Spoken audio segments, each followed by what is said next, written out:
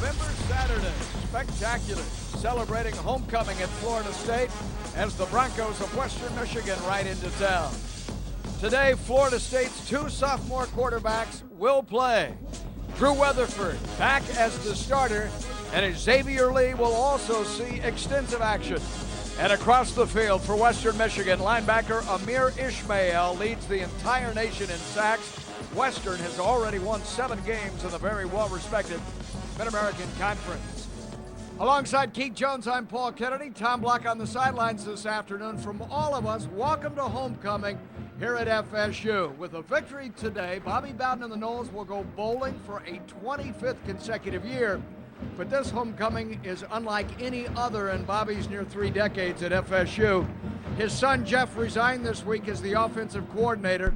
Very emotional for Bobby. How will his football team respond? Paul, I think that's the question. That is going to be answered here today. Will this team use this as something to rally themselves and really work together, come out with some emotion, which they did not do at all in the Wake game, or will it be something that divides them and keeps them, down in the doldrums, so to speak? I think this is something that will rally these kids. We'll know as kickoff approaches and we get into the ball game, but certainly a very sad time, a very difficult time for not only Coach Bowden and his family, but the team as well. That's very well put, and here's what we will spotlight today inside the game. Jeff Bowden played with you, a teammate of yours. He's been the offensive coordinator here for 6 years, served on the staff for 13. We will follow his story as he steps down. The pageantry of homecoming, including Tallahassee parades and the introduction of the homecoming court, the chief and princess, and all the regalia. And should Florida State win today, the king of the road is back to a postseason bowl for the 25th consecutive year, the longest streak in all of college football. A day for old grads and young lads and lovely ladies too, gathering at Doak for Western Michigan and Florida State. Our kickoff next here on Sun Sports.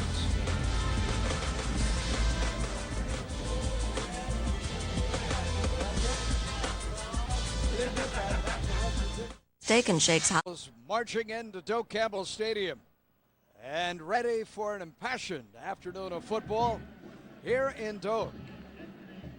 Chief Osceola aboard Renegade, awaiting the moment, and the flaming spear to the heart of Bobby Bowden Field.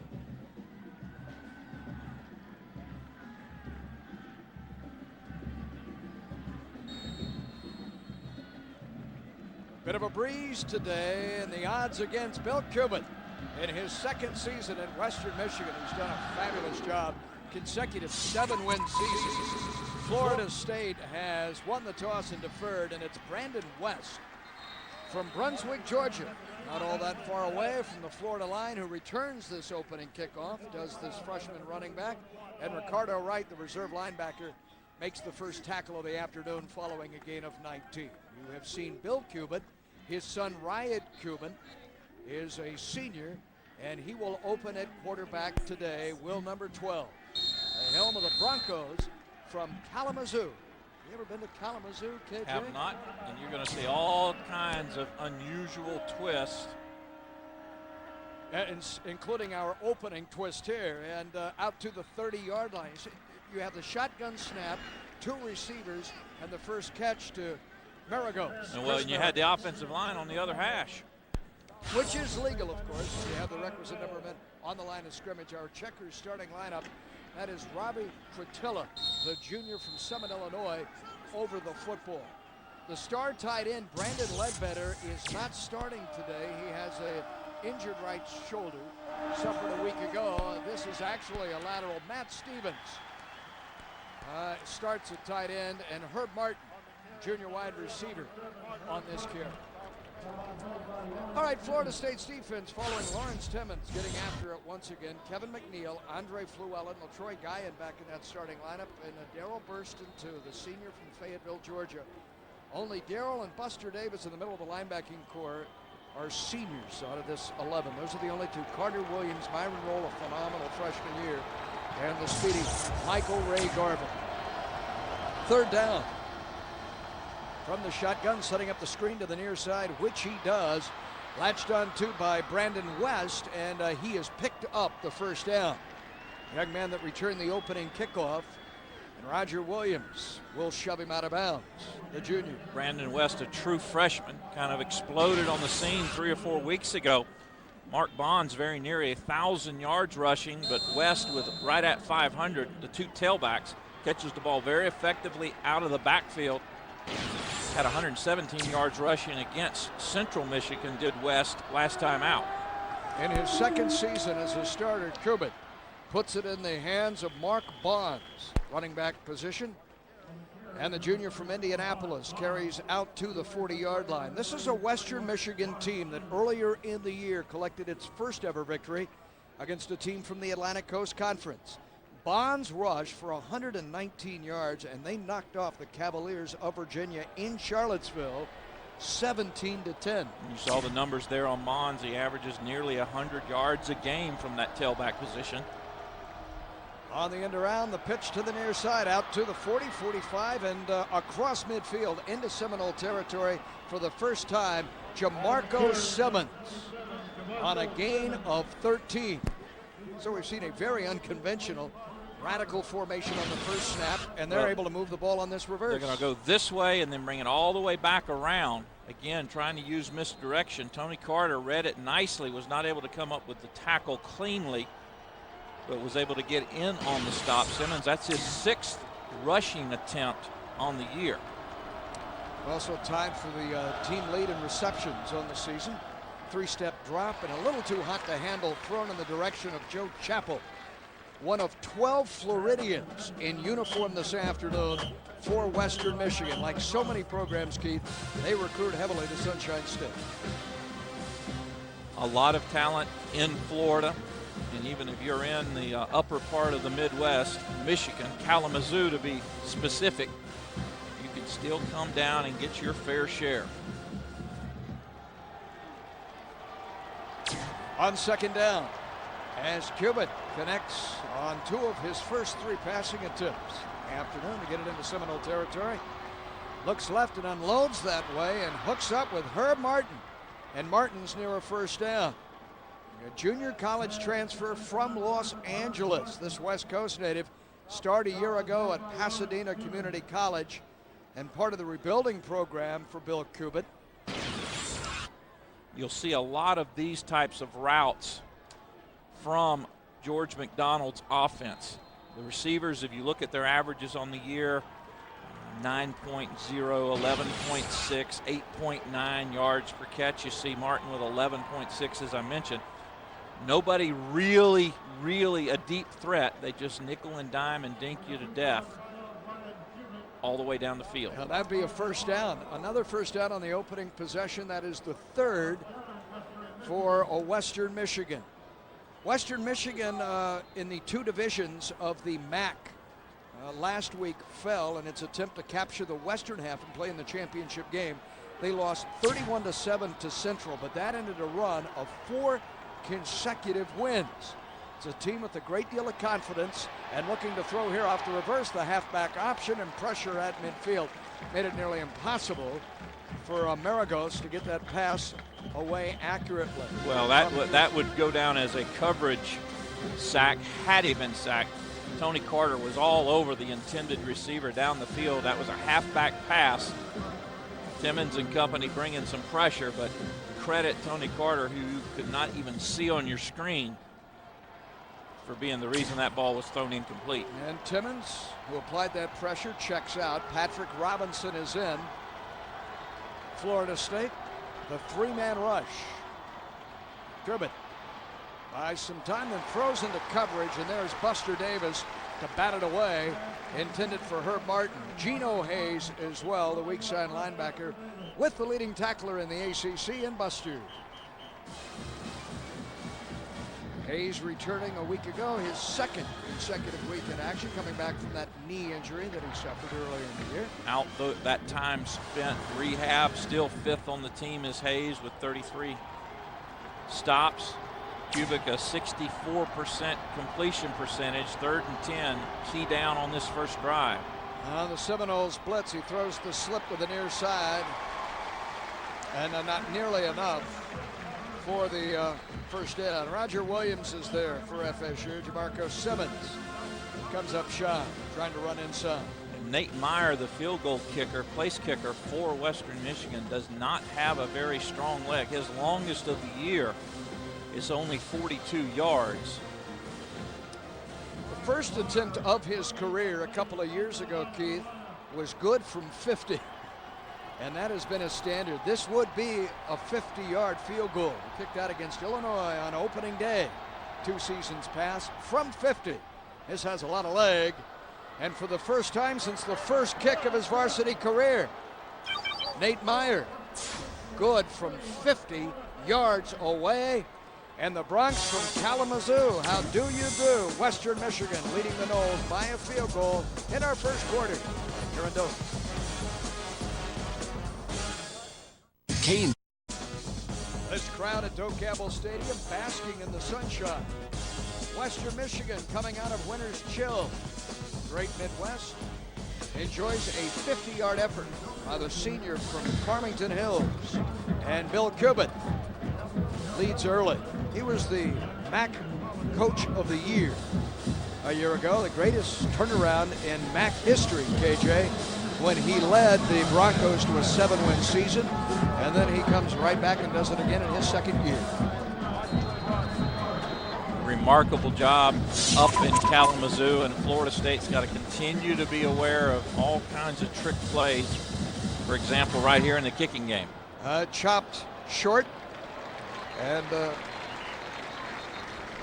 up to about the 25, 20, where will they mark this out of bounds? 35. 35-yard line. And the It'll be Noles marked will be there in on the business. penalty. First time. So Florida State's offense and KJ, the quarterback position, mirrors the inconsistencies of this year more than any other. Drew Weatherford Free kick out of is bounds. back at the helm. Kicking team. Ball be placed on the 35-yard line.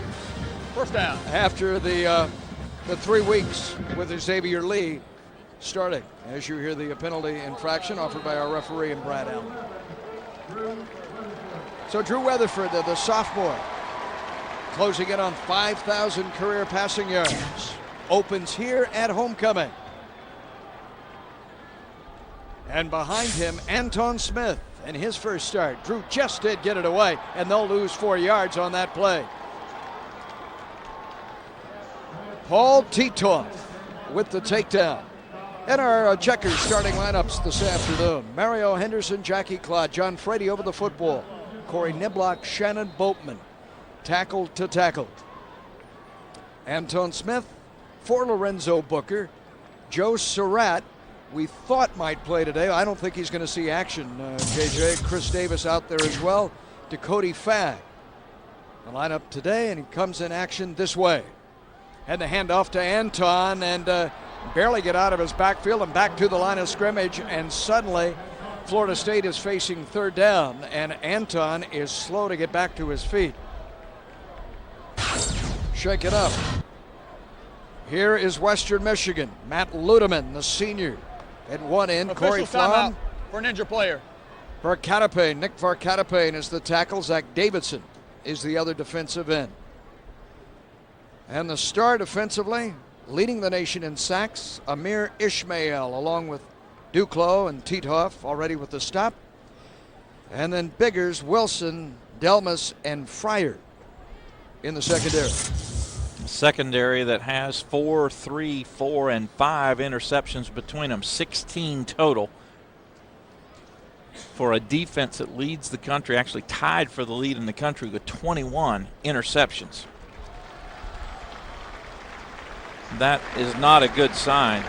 Anton Smith, Al Suma, the trainer, holds his right arm, and here's what occurred. Very durable has Smith been, gets his first start here in this ball game, and when he does not jump up after a tackle, it's something significant. Lorenzo Booker, the senior captain of the offense, will take his place. He stands shoulder to shoulder with Drew on 3rd and long. They need a dozen for a first down. A 3-man rush. They drop 8 in coverage. Drew unloads high off the fingertips of Dakota Fagg, and Florida State will punt. All right, so far you've seen a defense come out unenthused. You've seen an offense come out lethargic. I think I can answer our question at least through the first two series. Florida State is not playing with any, I repeat, any emotion. They're just going through the motions. Clearly it has been a tumultuous 7 days for Bobby Bowden since the setback, the shutout, his first ever shutout on his home field at the hands of Wake Forest. A rainy Saturday night. Joe Chappell will field this punt by Graham Gano. Gano drives it his way. Chappell calls for and is able to make the fair catch at the 27-yard line. But the Noles need a spark. Western owns the football and the lead following that 41-yard punt here in Doak.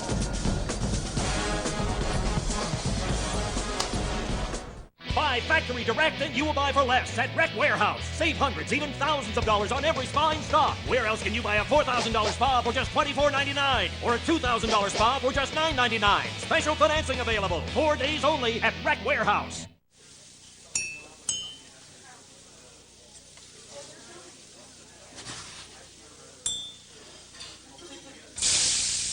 One reason to come to Steak and Shake is our service. Let's break that word down. Serve. At Steak and Shake, we come to your table to take your order, cook your order to order, then bring you your order. Ice. Steak and Shake, famous for steak burgers. It's the battle of the brands at Rec Warehouse. 6 nationally advertised billiard brands with factory reps on site battling for your business. Save up to 53% off. Pool tables only $3.99. 7-piece billiard collections just $19.99. Special financing available only at Rec Warehouse. Western Michigan leading on a 50-yard field goal by Nate Meyer. And as we get it underway, KJ, the Chevrolet keys to the game. Well, certainly for Western Michigan, they've got to be patient, pick your shots down the field. They've got to get some big plays early. That 50-yard field goal is certainly something that will keep them in this ball game. They got to keep the score close and work on turnovers. As we mentioned, the leading team in the country with 21 interceptions. For Florida State, swings and flares. We saw that early on when they tried to get the ball inside on a screen and then outside to Antone Smith. After they establish that, maybe run straight at this team. And defensively, they've got to be able to play with this Western Michigan club to the point where they don't let turnovers get in their way. They don't allow things to make them eat up the field too quickly. A head-high takedown by Darrell Burston. That is for Darrell his very first sack of the season. Is that the spark you're looking for early, Key? Certainly something along that lines, particularly against a Western team that just doesn't give up that many sacks. That's only the 13th sack of Cubic, and we're in game number 10. In fact, that offensive line has prevented our quarterback from being taken down. Those sacks, the fewest of any team in the MAC this year. So you're right on there. They'll run the draw against Florida State's rush. Nowhere for Mark Bonds to go. Alex Boston hammers him at the line of scrimmage, the junior from Bartow. Excellent series for Florida State that time against a Western team that took the opening kickoff and marched right down the field to convert that field goal into 3 points. So the defense chases Western Michigan from the pitch, and Chris Davis is on to field this punt by Jim Laney, a junior from Toledo. And bear this in mind, this is not a good punt coverage team in the Broncos. 115th in the country. Get it away, but does not hit it particularly well, and Davis says get away from it, but very nearly touched Patrick Robinson. The Broncos think it did, and they'll run it into the end zone for what they believe is a touchdown. That's Anthony Gebhardt. Well, if there ain't no white beanie bag on the floor, on the field, right? It ain't a touchdown. And I don't see a beanie bag. The officials had waved their arms, stopping the clock as Gebhardt fielded the ball, which appeared to bounce against the leg of Patrick Robinson for Florida State. Our referee? It was illegal touching by the kicking team. The ball will go to the receiving team at the spot of the touch. First down. The only cameras in this stadium here today are ours at Sun Sports. Our producer, Gary Nicholas, our director, Bill Moore. For the purposes of replay, they would be looking at these pictures. Did it hit him? Gebhardt thought it did. As I mentioned, no beanie bag, no go the other way. Well, Bill Cubitt does not come up with the football. He thought he had collected the first turnover of the afternoon. Florida State in business from its 46-yard line. Drew Weatherford against the blitz, hands to Booker. He attacks that blitz. He's at midfield and into Western Michigan territory for the first time this afternoon. We saw Anton Smith start this game. He's gone out injured. And with Morin joining us today, say hello to Tom Block. Tommy? Hey, Paul and KJ, and yeah, not good news. I don't know whether Anton will return or not, but they walked him into the locker room, and the initial word I got is it's his right elbow, potentially could be his shoulder as well, but he was in immense pain on the sideline. You have to be disappointed for Anton because they had made the decision to start him and give him the lion's share of the carries today, but obviously that's not going to be the case. So Florida State's leading rusher, Tommy, thank you, off the field, perhaps done for the day, and Lorenzo Booker, who has endured in this his 5th season as a part of this program, a very frustrating year, KJ. He was hoping for so much more individually and collectively than he has been able to produce, still less than 400 yards rushing in his final go-around as a Seminole. Well, to be fair, it's been frustrating for the entire offense. No one putting up great numbers as was anticipated. I think Lobo has done his best to keep his emotions in check. He's been a team player. He wears that captain's crown with great pride, not complained, and done what was asked of him. Blitz off the edge against Weatherford. He throws to the far side. Chris Davis holds it in. He lost the ball as he came inside the 40-yard line. And it will belong to Western Michigan. The Broncos force the turnover as Davis gives it up. 28th turnover that this Bronco defense has forced of opponents. They lead the nation with the 21 interceptions, as you see there. They average a +1, now +1 and a decimal per game. Ball clearly caught and clearly comes out, recovered by the guys in white. Another look at it. Turns upfield, does Davis. Ball comes out. And a lot of Broncos right there to pounce on it. E.J. Biggers was the corner. Dustin Duclos, the linebacker that teamed on that. And here again is Cubitt. He hands inside, a bit of a hole that closes quickly for Mark Bonds, junior from Indianapolis. When the day began, Keith, Mark was only 34 yards away from a 1,000-yard rushing season. Just a junior, teams with Brandon West, the true freshman that we've already talked about. Tailback tandem, Paul, that averages 31 carries a ball game between the two of them, and right at 145 yards in rushing. With the shotgun to buy time and to the boundary. Well done on the far side. Joe Chappell from South Bay, Florida. Played at Glades Central High School. He gains 9 and the first down. Catch number 29 on the year for the senior. As you mentioned, one of 12 Floridians. I'm sure he's got a number of people up from South Bay to watch him.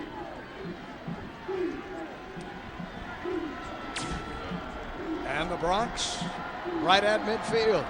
Go right back to work. Cubitt throws, and it's nearly picked off. Intended for his tight end, Matt Stevens. Lawrence Timmons read that well, just couldn't hold on to the football. And boy, the old what-ifs. Watch Timmons flash right in front of you. He's able to come up with that and keep his feet. We might have seen the deja vu via the interception as opposed to the fumble return for a touchdown. I would bet you that he is as fast or faster than anyone associated with Western Michigan's offense. He would have been going.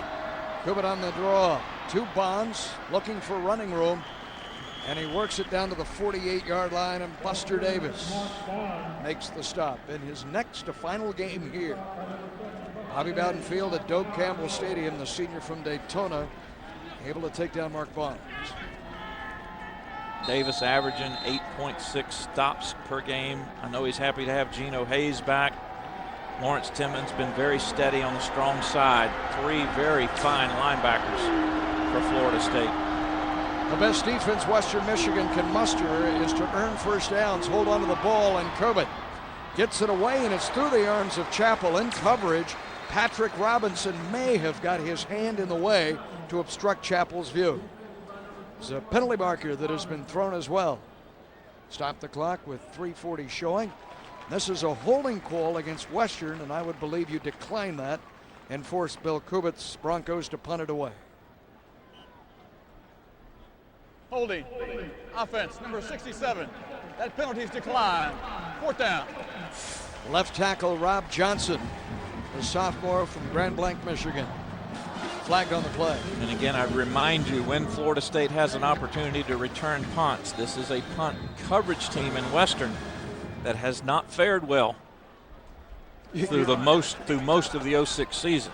You say that in anticipation, as if you feel something today. Your instincts certainly are telling something needs to happen. What we saw on the first punt, of course, is he kicked it directionally away from Chris Davis. Let's see what happens here. Davis, unfortunately, Chris put it on the ground once today after that reception. Skied very high with the wind at his back. It bounces at the 1 and just does make the end zone before backing back onto the field.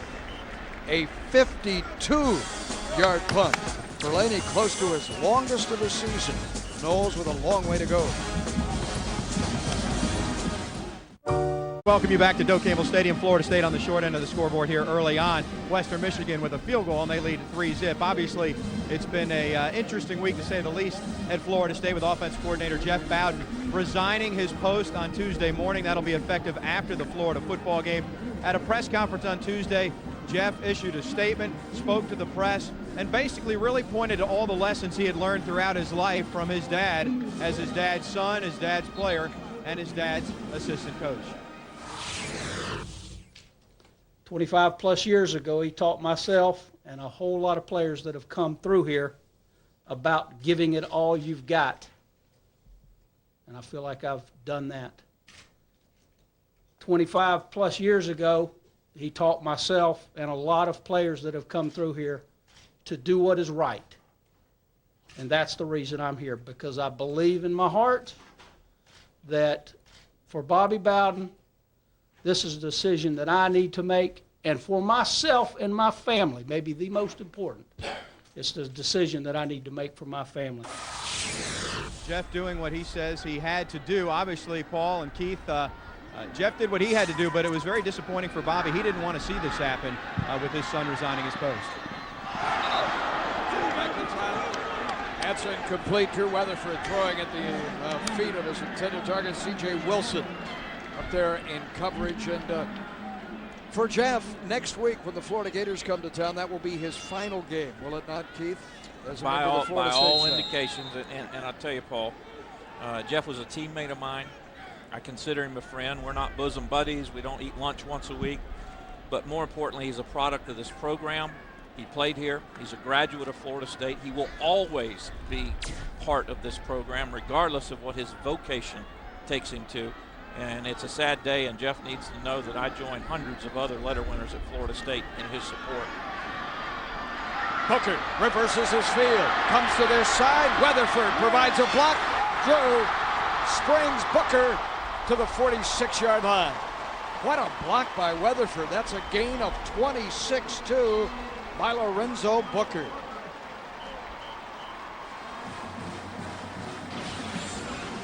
Nothing fancy, toss sweep going to the offense's right. The quarterback just kind of continues his fake.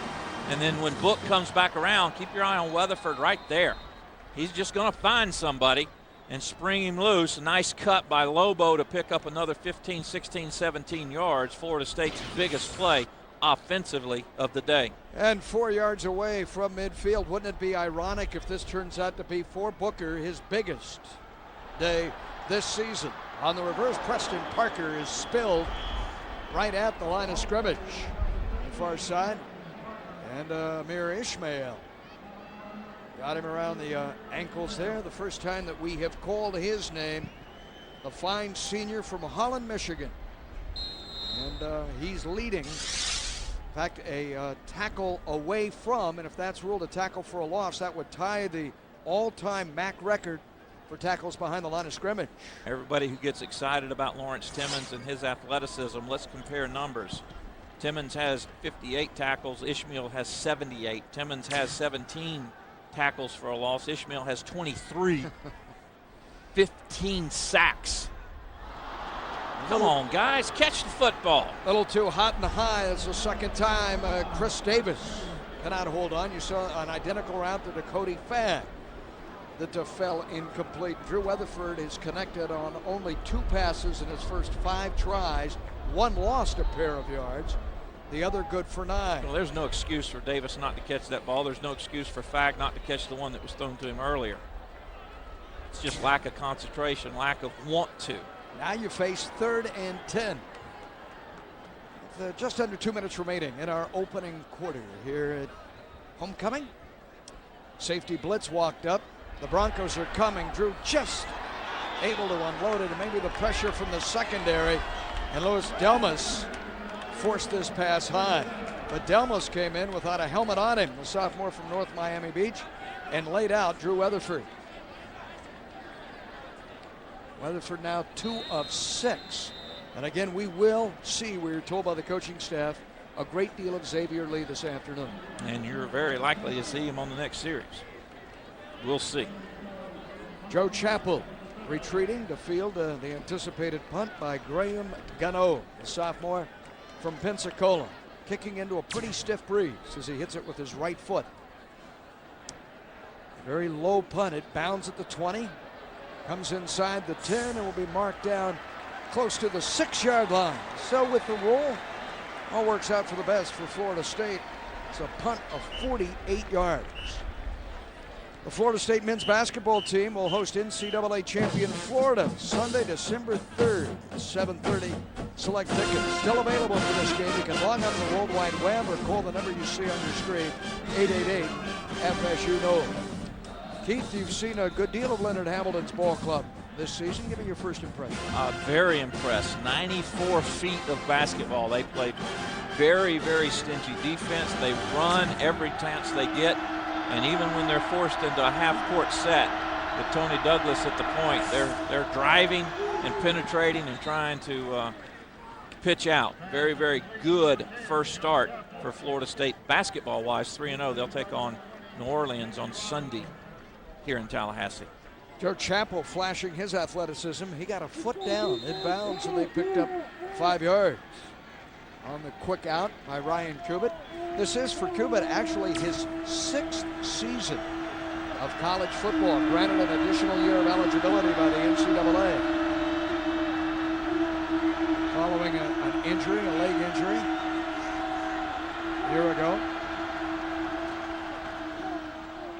Off the left side and powering up to the 15-yard line again is Bonds, the 215-pounder. That's a pickup of 4 against Florida State's defensive interior. This offense for the Broncos ranks only 9th in the 13 teams now of the Mid-American Conference. Just 9 out of 13, and the 13th team is Temple, which comes into the league a year from now, but is measured in the conference statistics. So what they have done is above the standard, running the ball, moving it effectively against Florida State. In the first quarter. Back the other way, a one-handed grab, and Herb Martin out of bounds at the 20. That is a first down. And again, you see how offensive coordinator George McDonald likes to attack defenses. 3-step drop, quick throw by Kubik, a little bit of a screen or a rub on the outside, perfectly legal, and they convert the first down. From Pasadena Community College, junior college All-American coming this way, and Herb Martin. So they get off their goal line at the 20-yard line, and Kubit confident enough to throw. That was a wobbly pass. Either it slipped or it was tipped, but it will net about 3. Not a lot of style points. Is that what I hear? It knuckled on it. He can get it done. Ryan Kubit began his career at Rutgers. He was signed by Greg Schiano. And as a freshman, he was the Scarlet Knights' starting quarterback and established all sorts of freshman passing records. Yards, completions, and attempts before joining his father at Western Michigan. Today, he leads the Bronx to an early field goal. They're on the board through 1 quarter of play and leading Florida State at homecoming 3-0.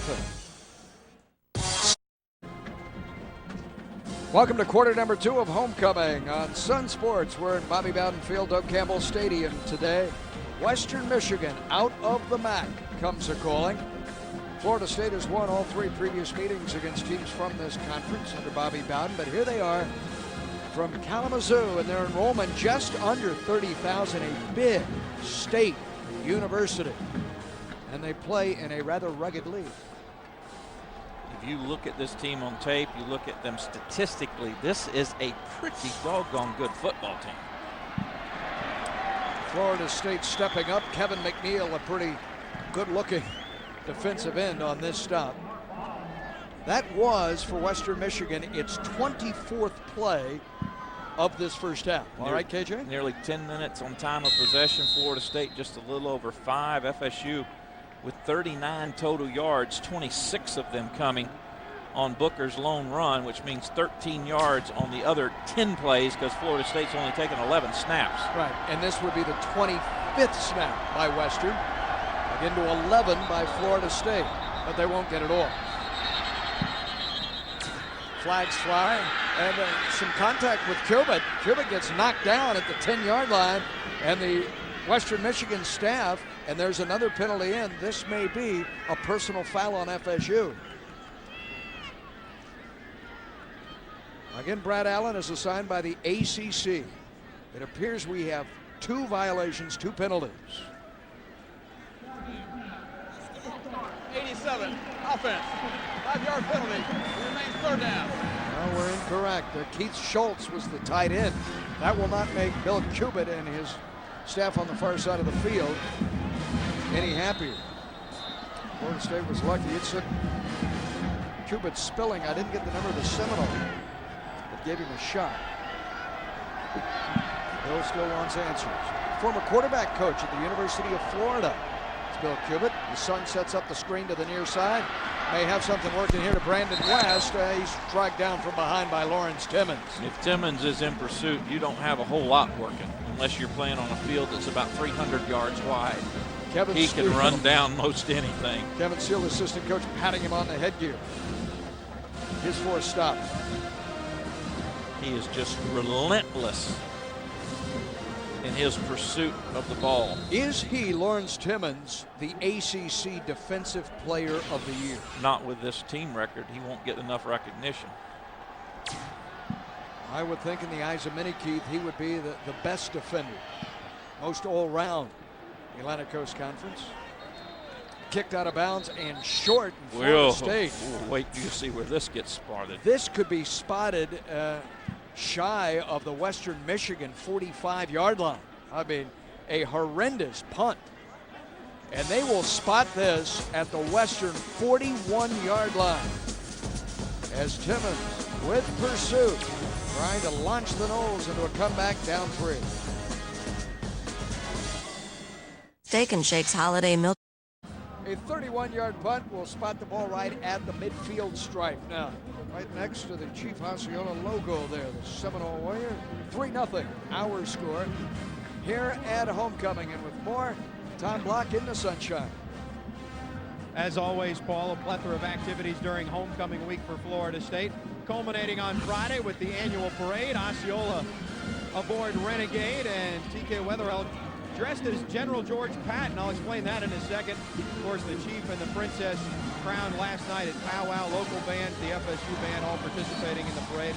Then Powwow featured skit night and introduction of the key players on the team. You see Lorenzo Booker on the mic, and the crowning of the Chief and the Princess as Buster Davis gets a chance. And congratulations to this year's king and queen, if you will. They'll also be recognized at halftime today. I mentioned the General Patton reference. Florida State is doing a USO tribute show, Paul, and it stars TK Wetherell as General Patton. It's been on the Friday night before home games during the month of November, and it's a pretty good show from what I'm told. Well, good. We look forward to that. And TK looked good in uniform, didn't he, Keith? Sharp, dashing, epitome of a leader. And there's Dakota Fab. Ball came out as he reached the 40-yard line and forward to the 32-yard line, and the Noles pounce on this one. Richard Goodman heads up, fall on the football. Oh, that's just lack of concentration. Receivers are not catching the ball. When they do catch it, they're dropping it. It's complete and total lack of focus.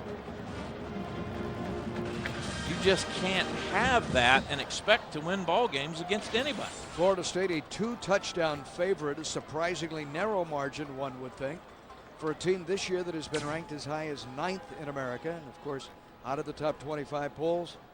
Now, here is Booker to the 21-yard line and a first down for FSU. That's what Booker is capable of doing when he just sets his sights forward and runs. Nice job up front at the point of attack. Right there, nice block by Holloway to free him open. Nice cut to the outside by Booker. Now straight ahead, Lobo. And you pick up 6, 8, 10 yards at a clip.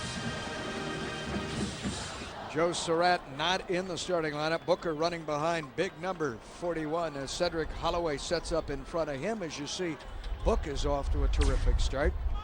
Holloway, all 245 pounds of him. Here, provide blocking into the near side and nowhere close to being complete as Drew threw it behind Chris Davis on the near side. Just 3 completions and 8 attempts, and Davis on the afternoon owns one of them again tonight. How has Jeff's departure affected the other members of the offensive staff? Case in point, a 30-year veteran of the staff is Billy Sexton in the visor. I have not had an opportunity to speak with him this week, Paul, so I can't accurately answer that. I can only give you an opinion that certainly it's created some doubts and some frustration. Not only do you have an offensive coordinator, that's one position on that side of the ball. You have a quarterback's coach in Darryl Dickey, who shares the press box with Jeff. You have an offensive line coach, of course, and Mark McHale. Ron Dugans is the graduate assistant on offense there, looking at his wristband, the lower left of your screen. When Ron Dugans played here, Florida State went 45-4 and won the '99 national championship. And there are men on this staff that are accustomed to nothing but double-digit wins and national championship contention, most especially the head man and Bobby Bowden. On third down, Florida State looking to convert for the first time today and cannot. They are short here. Chris Davis is dropped at the 12-yard line by Anthony Gebhardt. Remember the Gebhardt picking up the loose ball he thought was a fumbled return and running it into the end zone? That's the same guy that made this key stop. And now on fourth down, Florida State has a decision to make. Do you kick the field goal and tie this game, or go for it and look to convert? Fresh set of downs. So Dad on the phones upstairs to his son, and you have 15 on the play clock. So you need to hurry up here. Drew back into the huddle with 10 on the play clock. And still running personnel in and out. This ain't happening. Now the Noles will call timeout. Stop it here. Jackie Claude, the left guard, was coming off the field too.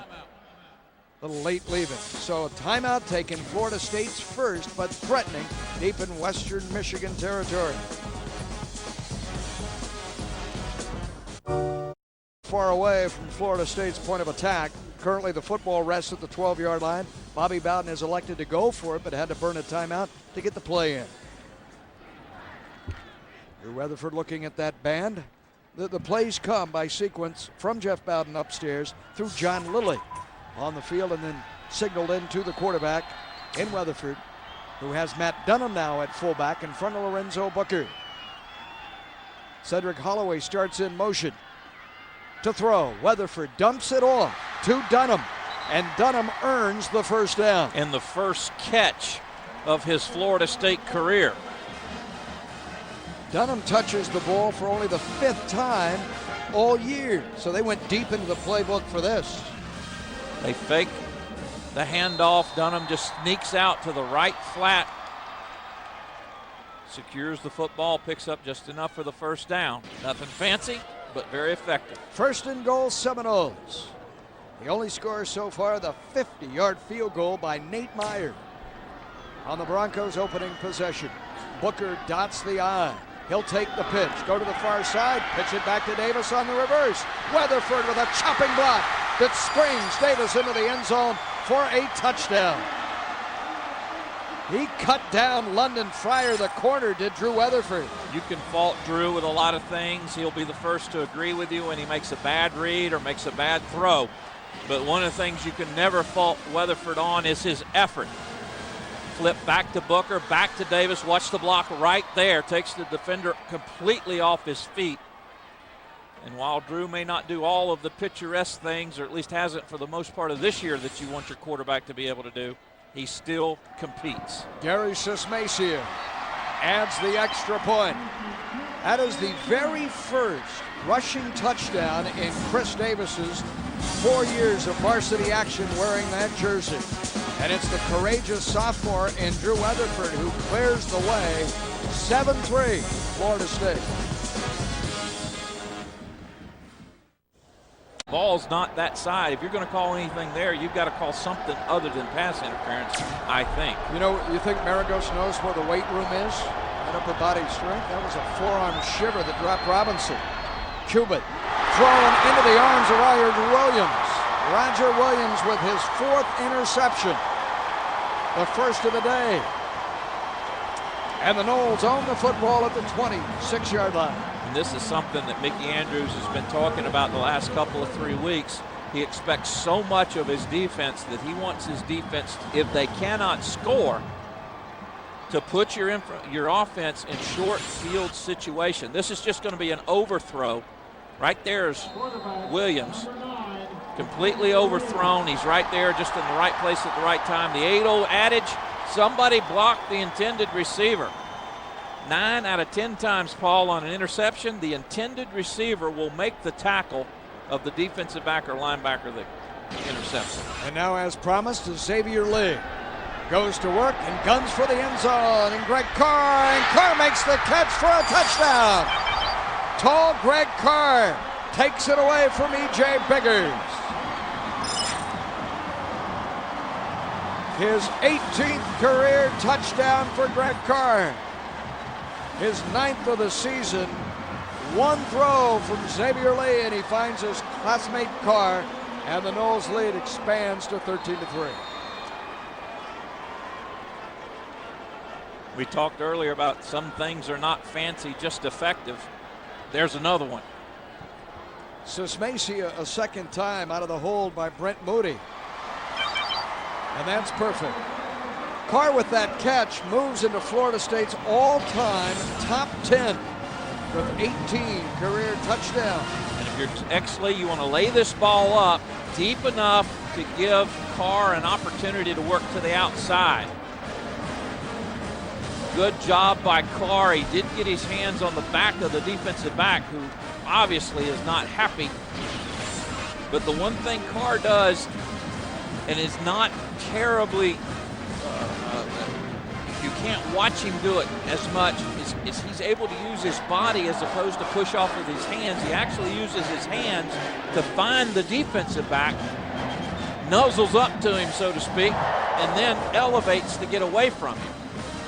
You see X there with the little tape they wear underneath their eyes, JB on it. In honor of Jeff Bowden, the offensive coordinator. There we go. Touching tribute. The man he has worked with now for 3 years, redshirted, of course, the freshman injured throughout much of his career. Comes in one snap and right on the money to tall Greg Carr. And with that 36-inch vertical leap, Carr is able to take it out of the sky against E.J. Biggers. Very frustrated, wasn't he? He thought he had been bumped, pushed off by Carr. Well, he had been bumped, but he had not been pushed off on. And that Carr is just phenomenal at being able to use his body as opposed to his hands to do that. Graham Gano. Again with the wind at his back. Brandon West, the Floridian, comes off the 10 up to the 20, gets to the sideline, may run a while. He's at midfield. Michael Ray Garvin will finally run him out of bounds, but not before he springs across midfield to the 31-yard line. We talked about the Broncos' difficulty in punt coverage. Florida State, known to be bad, if you will, on kickoff returns, pretty good on kickoff coverage, but this time a nice little seam right there that West takes advantage of. Then he gets the kicker downfield, gets by him. Garvin, with that great speed, does exactly what you ask him to do. Take a deep angle. You're not going to be spectacular in your tackle there, Michael Ray, but just make sure he doesn't get to the end zone. A 64-yard return, great field position now as Cubitt returns, and he's going upstairs. Throws and out of the backfield. Latched on to and inside the 25, down to the 27-yard line. Kirk Ellsworth, sophomore, hauls it in for the first time today. They are not afraid or shy about moving the ball around too. We've seen Maragos and Simmons, Bonds, West, Chappell, Stevens, 6 players in all, and now the 7th different target for Ryan Cubitt. That keeps the defense. You've got to somewhat play uncertain. everybody Yeah. and not concentrate one area or the other. Out of the I set, the quick pitch. Bonds to the 20-yard line. Myron Roll with his 3rd stop. The freshman rover back to Tom. Well, Paul, Keith was discussing the turnover situation for Florida State earlier in the game. Western Michigan tied for 10th nationally coming in, and of course they got that early fumble by Chris Davis. Florida State tied for 106th nationally, and it's been a big problem for FSU. They simply haven't forced turnovers, so it's very nice to see on that errant pass that Roger Williams comes up with the interception, and Florida State immediately turns that into points. That's been missing all year long for FSU. That was for Florida State just its 9th interception. The number 9 throws the 26-yard strike. So Roger has just about half of the picks this year for Florida State. The junior from Warner Robins. And he and Myron Roll have been unsung heroes in that secondary. Haven't they? Solid years for both. And Roll playing, I'd remind us all, playing as a true freshman. We talked about Cubitt's percentage completion. You see evidence of it there. Ooh. Carter in coverage there, throwing into traffic. Ill-advised for Cubitt. He forced that pass intended for Jamarco Simmons coming across the middle. You better be certain where you're aiming that football. And you had to Buster Davis to contend with, as well as the corner in Tony Carter. As we've seen with this Bronco offense, you're basically working with 3 wide outs, a tailback, and a tight end. Only on certain limited situations like this where they bring in a fullback, and oftentimes they will motion him to the outside. That would be Ellsworth. Caught the pass. Florida State with the blitz, and the ball comes out. The ball jacked out and apparently recovered by the ball carrier in Bonds. LaTroy Guyon blasted into Bonds. Free the football. Isolation look opposite. Right there, he's hit. Ball comes loose. Unfortunately for the Broncos, Bonds was driven backwards right back to the ball. LaTroy Guyon on his 3rd consecutive start at the defensive tackle position.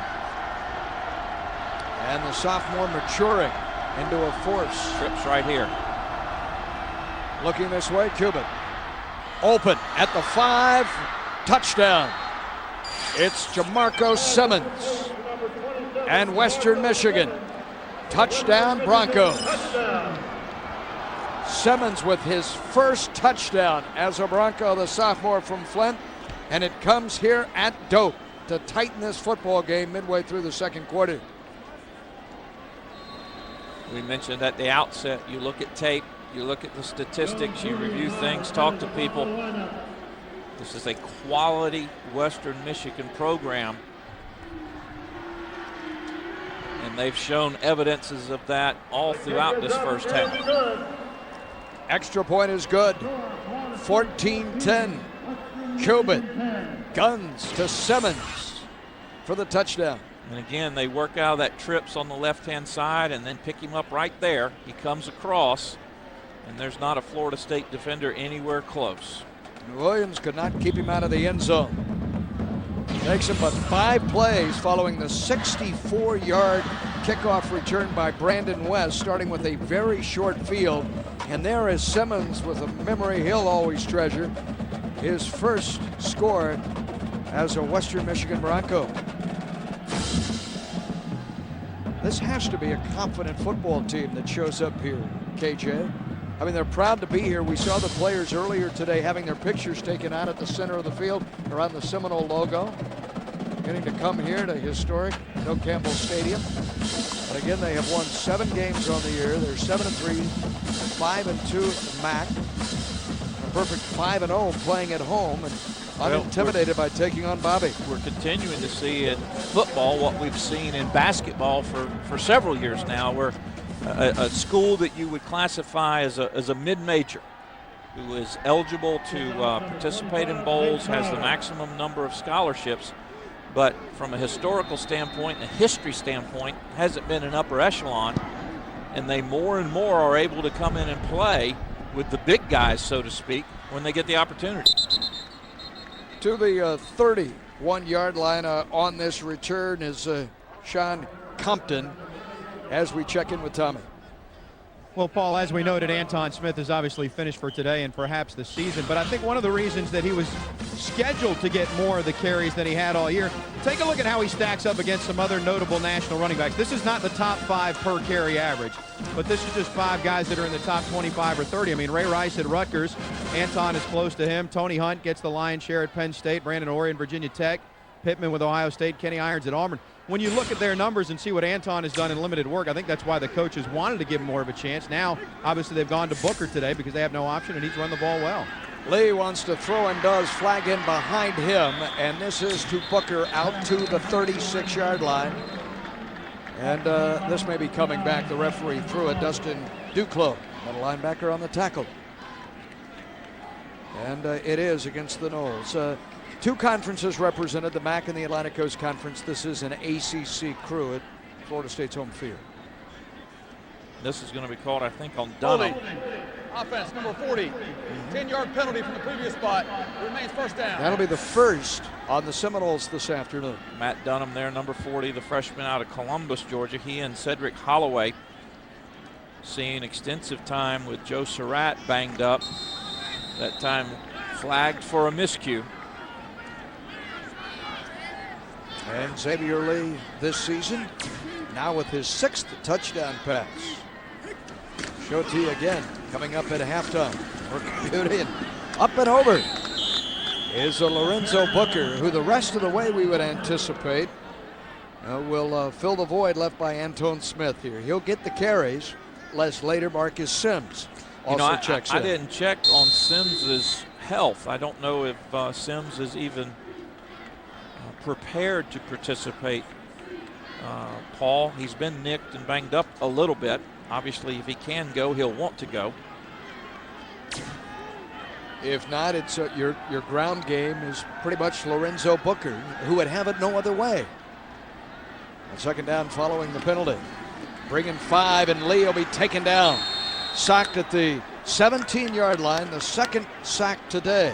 Remind you now, Western Michigan leads the MAC in sacks, 4th in all of college football. This is Zach Davidson, this time number 90.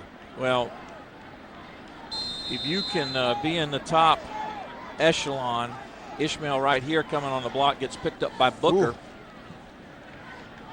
You know, when you've got 35 sacks and 21 interceptions through 10 ball games, hey Gary, you're creating a lot of havoc for the offenses of your opponents. Davidson, the sophomore from Racine, Wisconsin, coming hard here. They set up the blitz right at him. What a great call. Booker out to the 30, 31-yard line. That sure looked like it had a lot more yardage written on it as it was developing. Excellent job by Lee to draw the rush to him and then deliver the ball to Booker. Those are the screens and flares I was talking about in our keys to the game. Watch Lee stay right in there and then get the ball to Book. Right there, it looks like this play could go for days. Good pursuit by the backside of that Bronco defense forces Florida State into a punting situation. Well, they baited Ishmael, earned 13, buy some field position, and now Gano. Out of time. A driving punt. Joe Chappell from the 25. He gets a block or two, makes a miss. 40, 45, midfield into Seminole territory. 40, taken down at the 37-yard line by the punter in Gano, running right between the hashes, right through Doak Campbell Stadium. That's twice the 64-yard return, and now this one here of 36. Well, Brandon West averaged about 27 per kickoff return. Chapel averages right at 14 per punt return. Here's evidence why 3 or 4 times he makes nice cuts to get away from Florida State defenders, and the punter, Gano, as you mentioned, comes up with a tackle, but not before Broncos inside Florida State's 40. Less than 4 minutes away to halftime. Within striking distance are the Broncs. This is Mark Bonds. Buster Davis with his 3rd tackle on Bonds. Bonds today closing in on what will be a 1,000-yard season, and for Buster Davis, who plays with such passion, voicing his frustration throughout the week. And the disappointing year and the course of events, particularly with the coaching staff this week. It's been very hard on this senior class.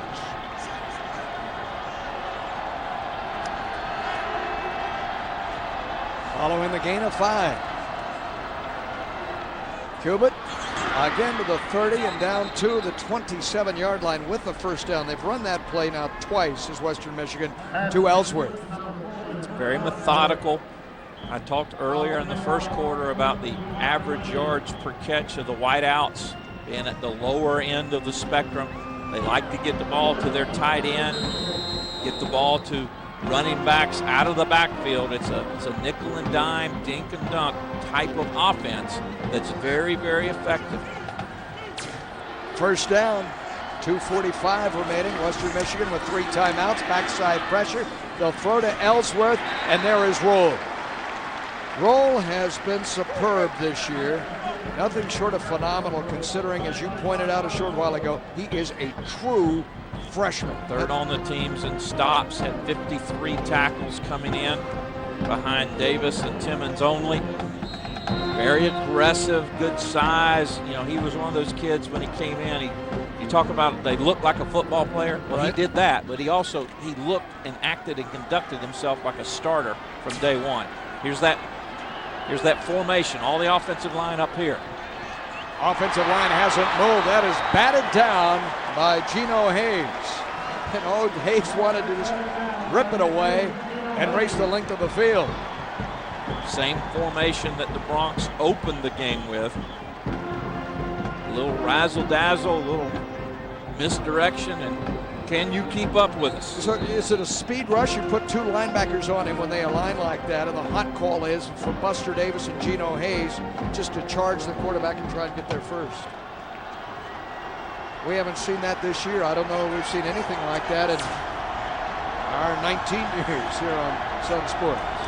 On 3rd down, Cubitt slips. His knee may have touched, and he's worked over at the 42-yard line. That's Everett Brown, who may get credit on the sack here if his knee didn't go down first. It's a loss of 8. Florida State coming with pressure off of the corner, both sides. Timmons there, up the middle. A lot of garnet jerseys flying around the quarterback. Llewellyn, Moffitt, Everett Brown there, number 99. And Beefy Neefy. Moffitt on Cubitt. Go along pretty well, KJ. He's gone through a run here, just 2 incomplete passes in his last 10 throws. They'll let the play clock expire with 1:15 remaining and call a timeout just before it did. All in all, if you're Western Michigan, this has to strengthen you as you head toward the second half. The game plan has worked pretty well, hasn't it, for Bill Cubitt and his staff? Well, we talked about in our Chevrolet Keys to the Game, defensively for Cubitt and his team, keep the score close and work on turnovers. They've gotten a couple of opportunities, one that resulted in points for them.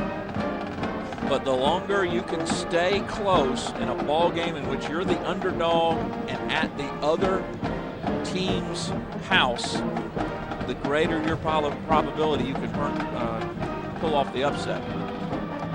A coach who learned under a great coach in Tubby Raymond, played for him at the University of Delaware back in the 70s.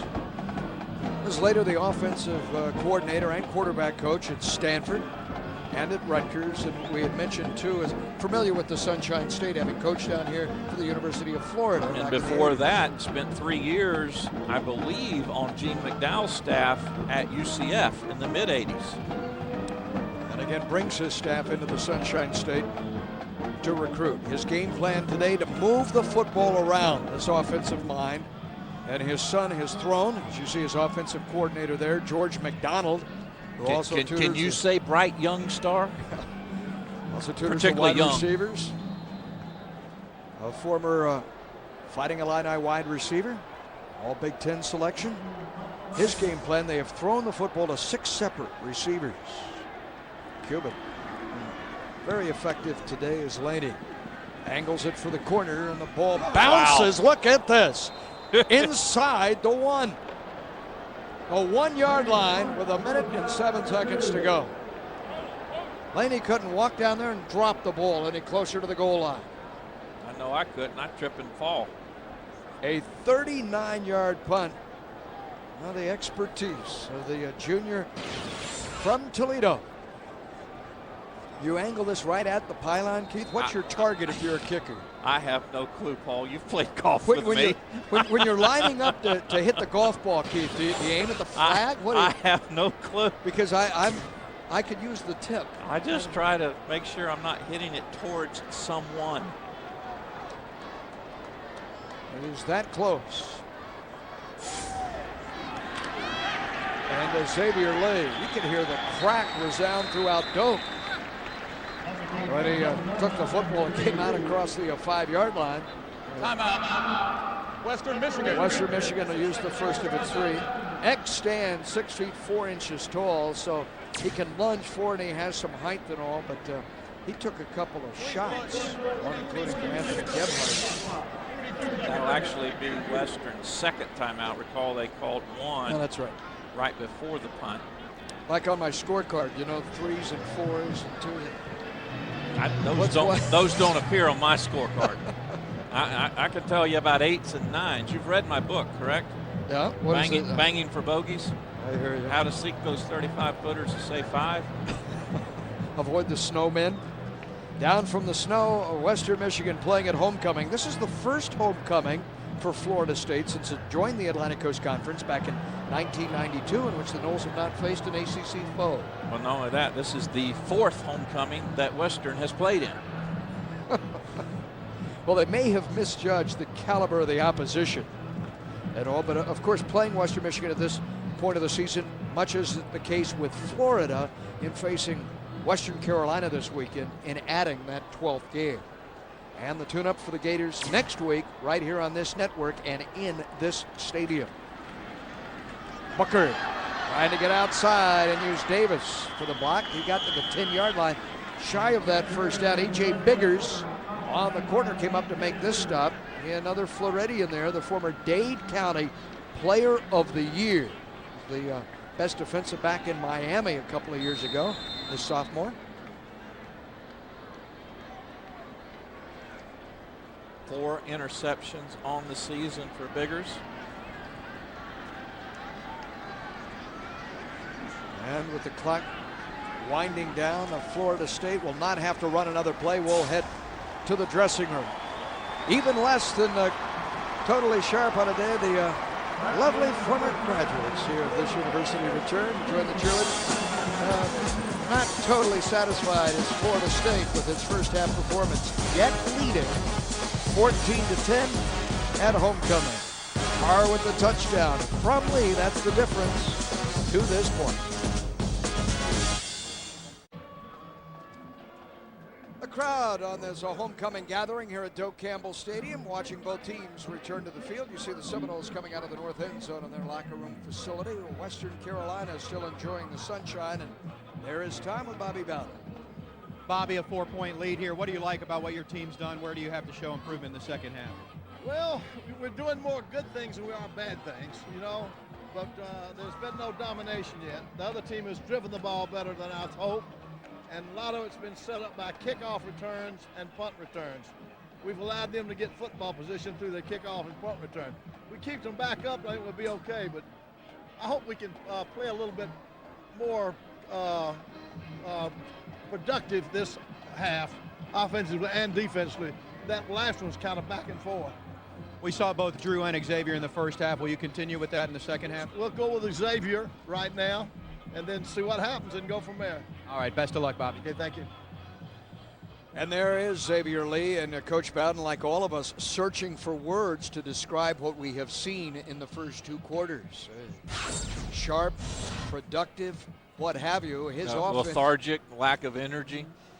Break out the thesaurus. His offense has produced 5 first downs in 2 quarters against a team from the MAC. And again, I remind you, they're 0 for 5 on third down conversions. You add that to 1 of 13 against Wake. That's 1 of 18, even in new math. And certainly Western Michigan has done what they need to do on time of possession. They've kept Florida State's offense off of the field, and that return yardage, both kickoffs and punt returns, as Bobby alluded to, great field position for the Broncos, makes for a short field when you're trying to convert touchdowns and field goals. And Florida State will enjoy possession of the football as we start the second half. For Ryan Cubitt and that offense, he has played very well, KJ. 13 of 20 through the air, 81 yards, and the touchdown that tightened this game, drilling Jamarco Simmons, who carried it in from the 5. So Western with an opportunity that does not come along all that often to knock off not 1 but 2 ACC teams in the same season, and here perhaps get Bobby Bowden in dough. This is Michael Ray Garvin. Garvin breaks through a couple of tackles, staying on his feet, and he is out to the 34-yard line. And as Coach Bowden told us, it will be the X-Man following the return of 11, who opens this second half at the helm. As we saw in the highlights, X came out with his first pass attempt, touchdown reception by Carr. But Florida State has struggled mightily at the quarterback position between Weatherford and Lee over the last 2 or 3 ball games, with very few exceptions. Nice numbers to start. X looking to build upon him here in the second half.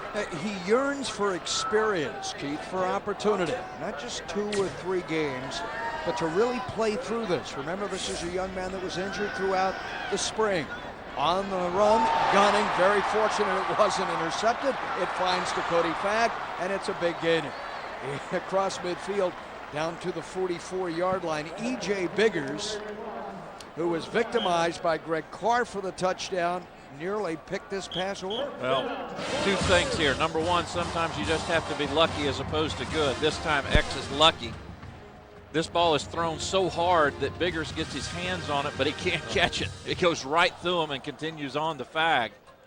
Very difficult to throw. You have to get your shoulders squared back around, but he's had a lot of mustard on that football. On first down, Booker weaving his way downfield to the 37-yard line. He is over now, 60 yards rushing on the afternoon. His best day, his one and only triple-digit performance, came against Rice in the 4th game of the year, 115 yards against the Owls. He has not come close since. This is his best day statistically since that victory over Rice.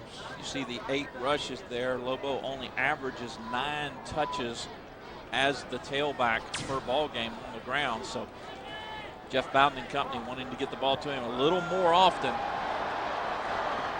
This is shaping up as a 100-yard day, and the flag in, thrown late. There were a pair of them. C.J. Wilson on the stop may have a face mask as well.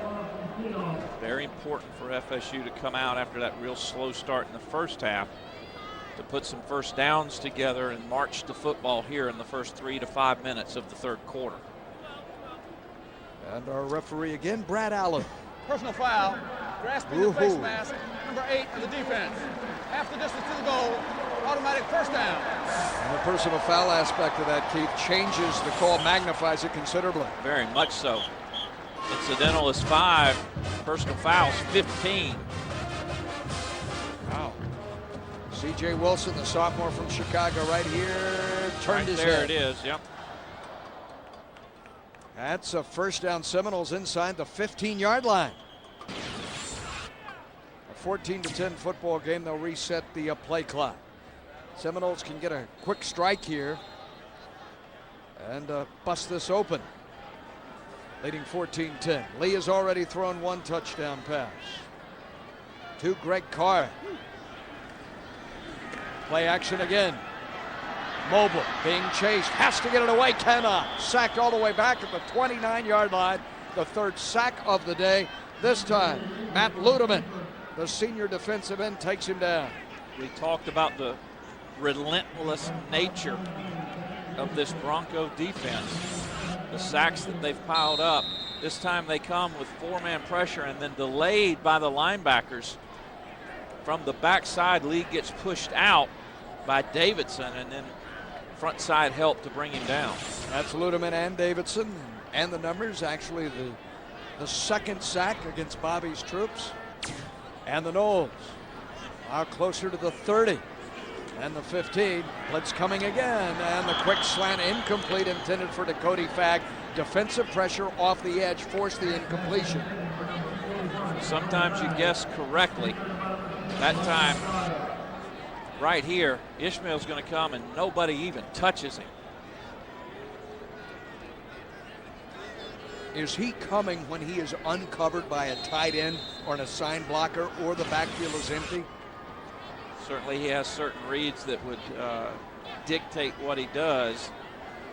If you can come when you're uncovered and have a straight shot at the quarterback, I think defensive coordinator Scott Schaefer would like to have Ishmael come every time. Only 2 tackles for Ishmael in the first half. Inside the 25 to the 23-yard line.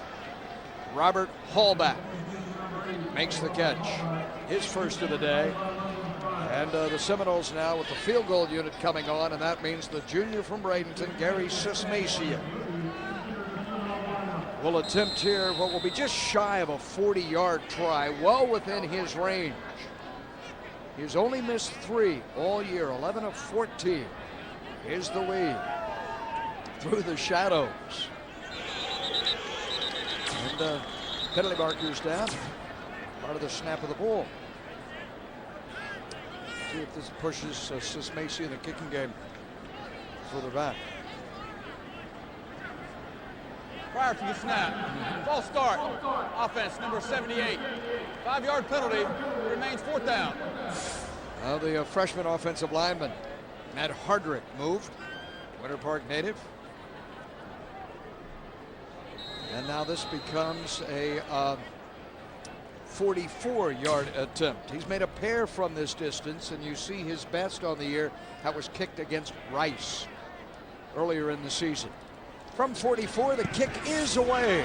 Now with the distance, and Gary Sismacia missed it. Had the length, was not accurate. And oh, what a miss that is. Mark that down. For it's still a 14-10 football game.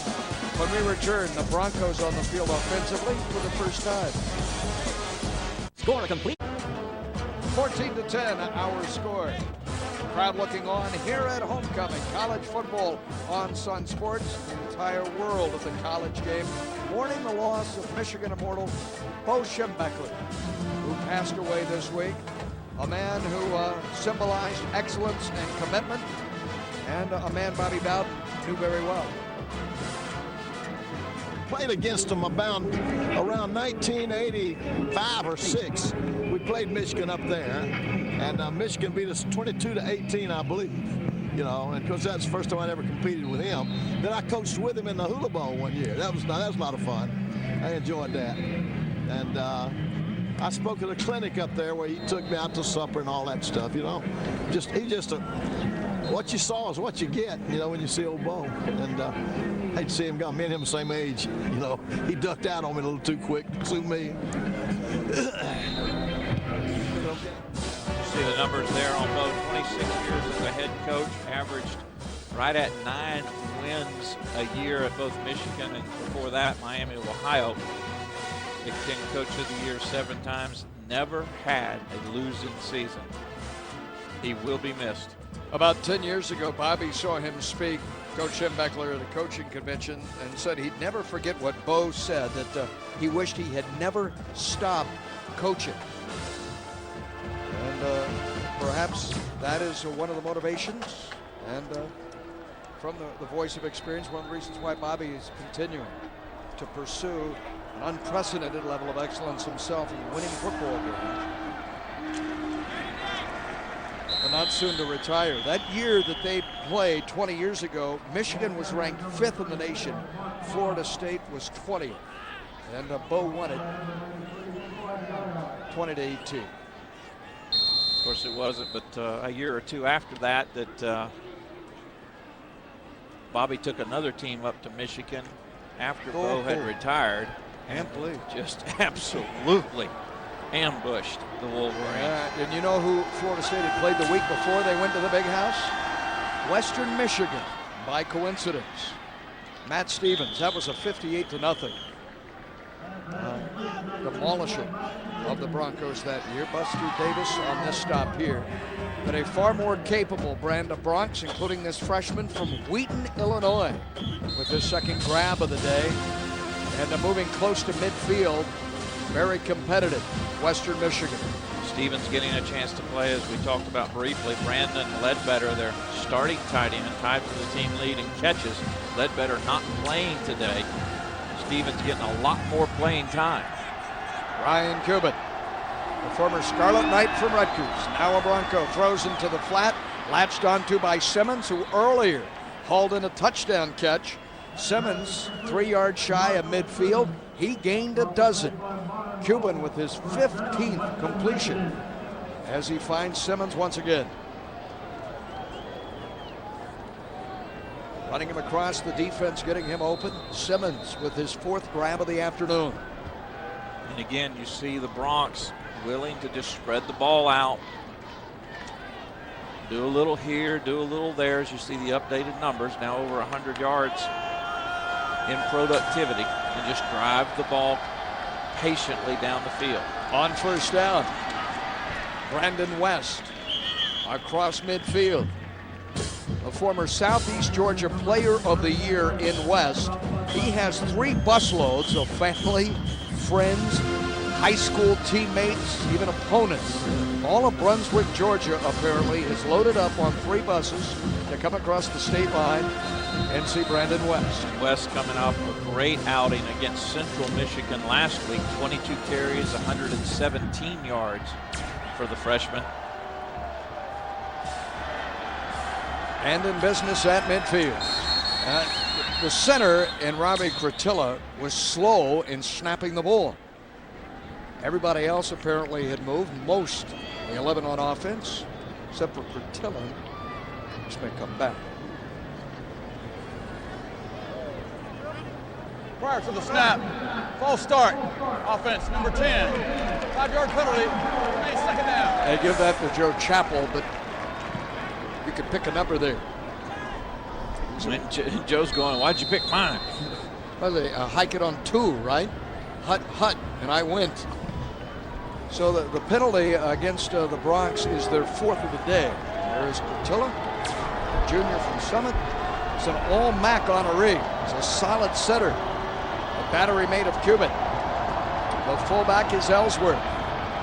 They hand a big hole, too, as they hand the ball to Mark Bonds. And Bonds close to another first down inside the 45 to the 47. Myron roll up to make his 6th tackle. It's a gain of 10. Coming right at you. Buster Davis is on us inside right there. Has to come back across and run laterally to help out with the tackle. Roll able to come across from the left-hand side. See, Gino Hayes runs out of there on a blitz. And that leaves Buster and Myron the need to fill in. There's Davis with an interception. Will they give it to him? Lawrence Timmons appeared to tip the ball, too. And Lawrence Timmons will be credited with breaking up the ball, and Buster will come up empty-handed. Keep your eye right there. There's who gets their hands on it. Tips it. Here comes 7.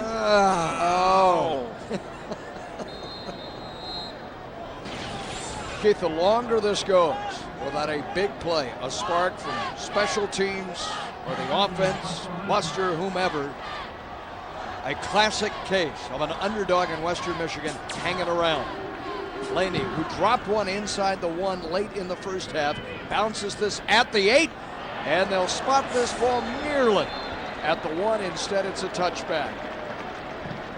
Came within inches to London Fryer, downing this ball deep. A 43-yard punt. The Noles begin at their 20.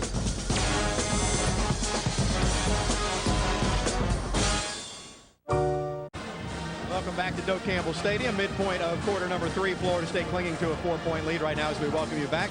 Paul and Keith upstairs, Tom Block down on the field, and it's hard to fathom, but we're in mid-November, just one regular season game left after this one, and Florida State is still trying to get bowl eligible. And at stake is one of the longest consecutive bowl streaks in the nation. Take a look. Michigan has already clinched a bowl spot this year, obviously, so they will be 32 straight. Florida State trying to remain in second place by making it 25 in a row. The rest of this list is already bowl eligible. Florida, Virginia Tech, Georgia, Georgia Tech. Half that list, by the way, Paul, when you look at it, ACC schools, but it's been a long time, the moral of the story, since Florida State has missed out on the postseason, and that's what they're trying to wrap up either today or against the University of Florida. That's a very good point that you make, Tom, and echoes what, Keith, we were discussing earlier, the fact that do we fully appreciate what we have seen out of Bobby Bowden and what we're going through this year, that Florida State can still ball out. Ball still out, unsecured. Western Michigan owns the football at the 12-yard line. Western Michigan, as Lorenzo Booker, who had not laid the ball on the ground in close to 300 carries, coughs it up here. He hadn't fumbled since the 2004 season. He puts it on the ground. I think they were trying to get the ball back to Chris Davis on another reverse. Watch coming this way is Chris Davis. I think Book was trying to get the ball positioned where he could get it to him. He never got firm handle on it. And the Broncos with excellent field position. Another look.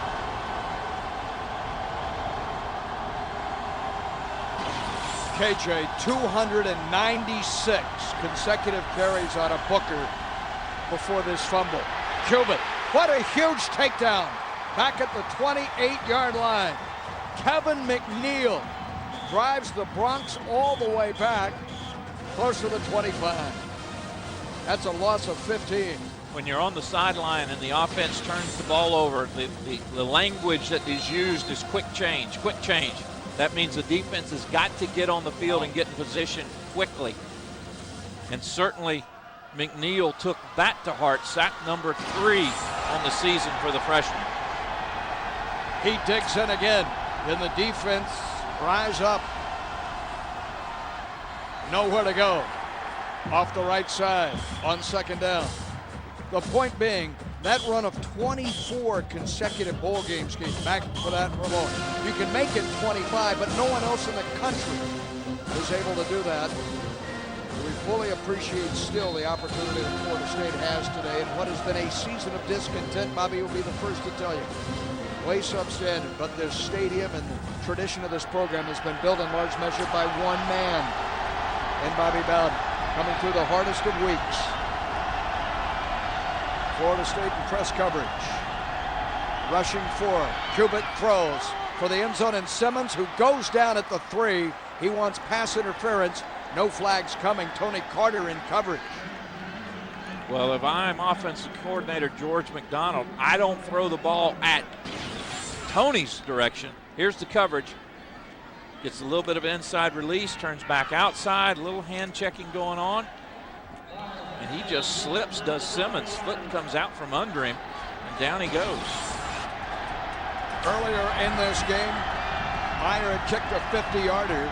This from 43, right between the hashes. Gets a good hold, hammers the kick, and the kick is good from 43, his second. A long-range field goal, and it's 14-13. Western Michigan within 1.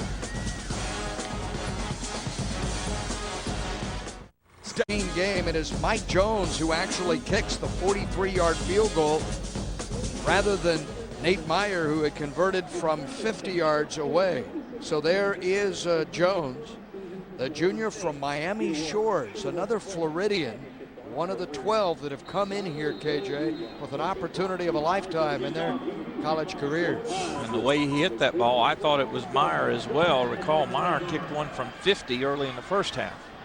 So they have 2 as Michael Ray Garvin is out to the 20-yard line.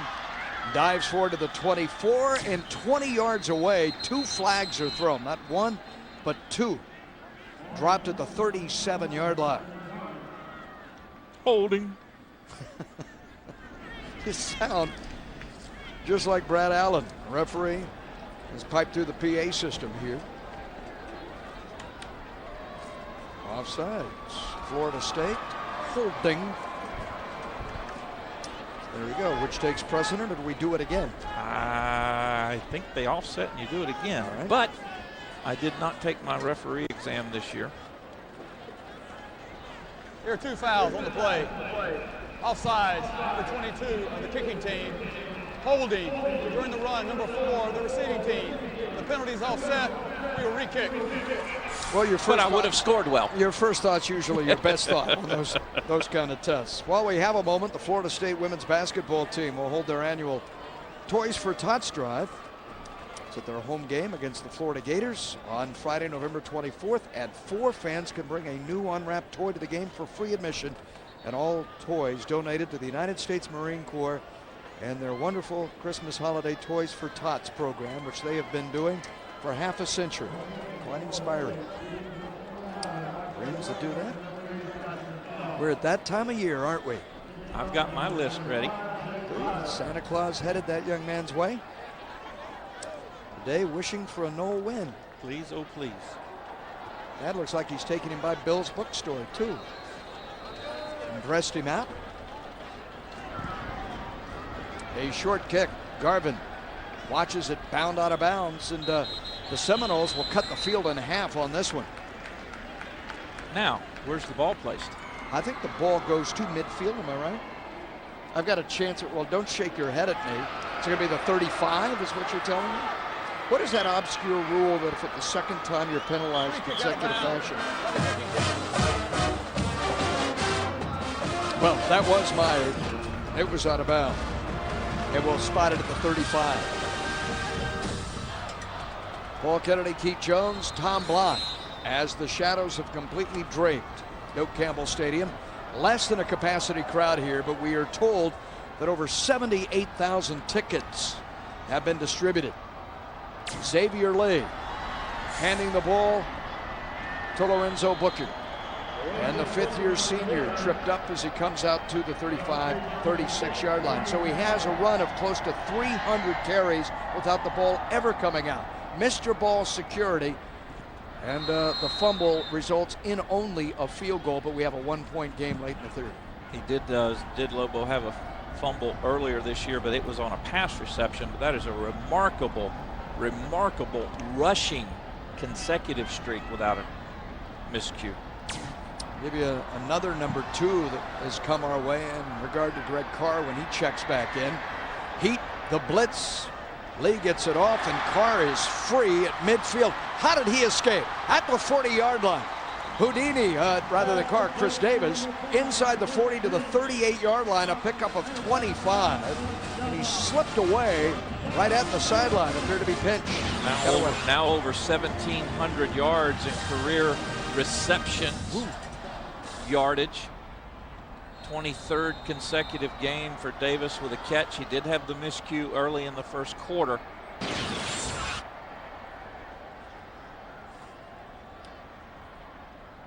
And 3 receptions, close to 40 yards for him. Booker shuffles behind the line of scrimmage.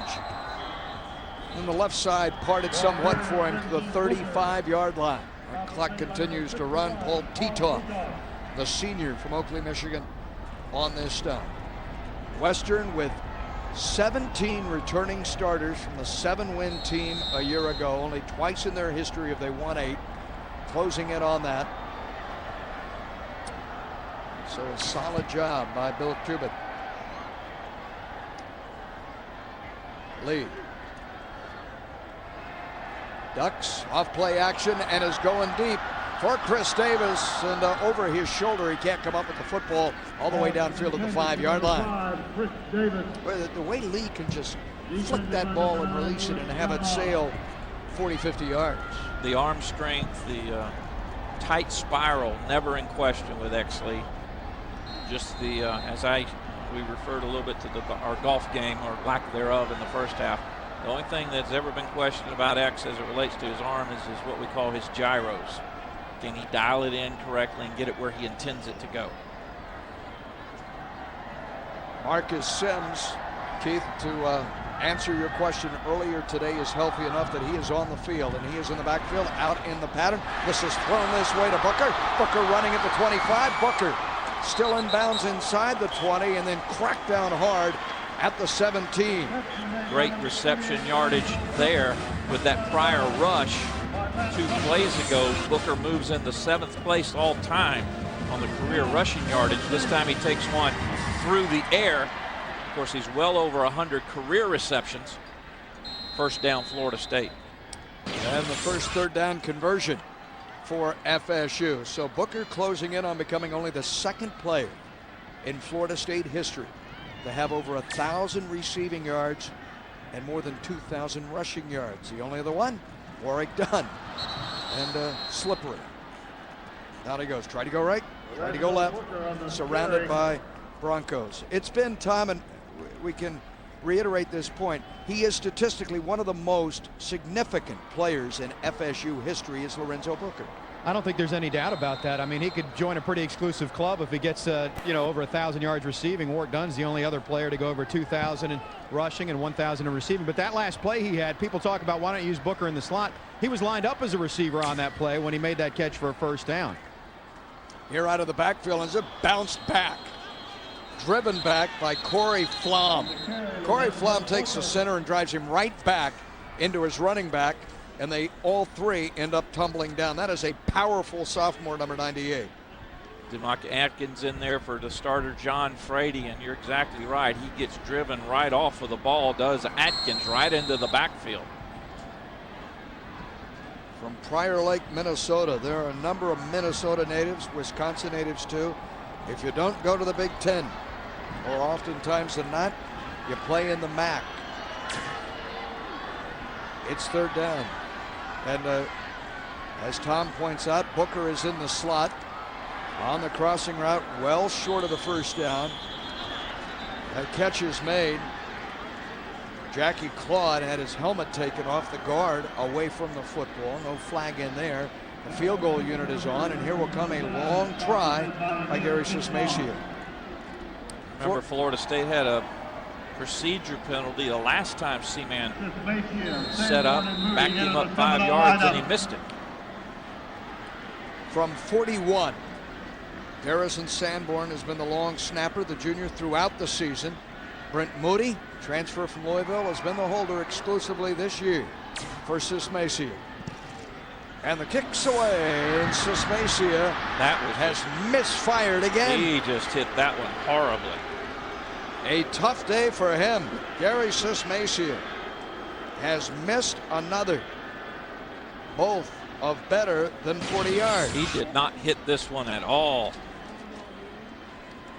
It's the first time this year he has missed a pair in one game. Gary Sismacia, he'd missed only 3 all season. If it was easy, everyone would do it. So Gary, we feel for you. At 44 and 41, those 6 points potentially for Bobby Bowden's Seminoles loom very large late in the third. Cuban. There you go. Throws short, and it's intercepted by Timmons, who scores a touchdown.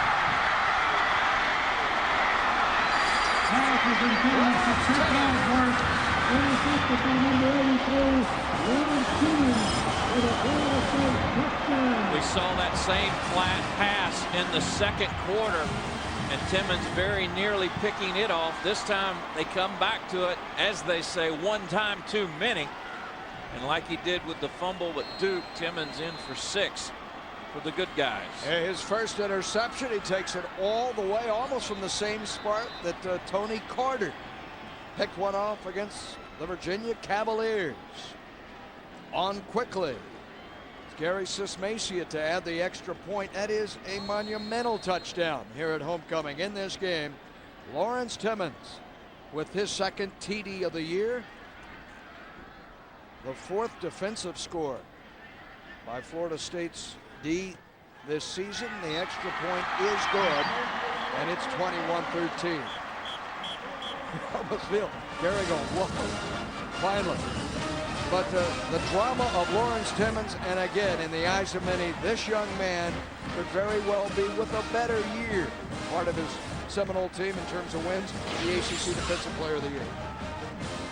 Pressure forces Kubik to throw it later than he intended, trying to get the ball outside, and Timmons steps right in front of it. He's on a little flat route as Timmons cuts right underneath, and that athleticism results in 6 for Florida State. Well, the second interception thrown by Ryan Kubik. And Timmons takes it the distance.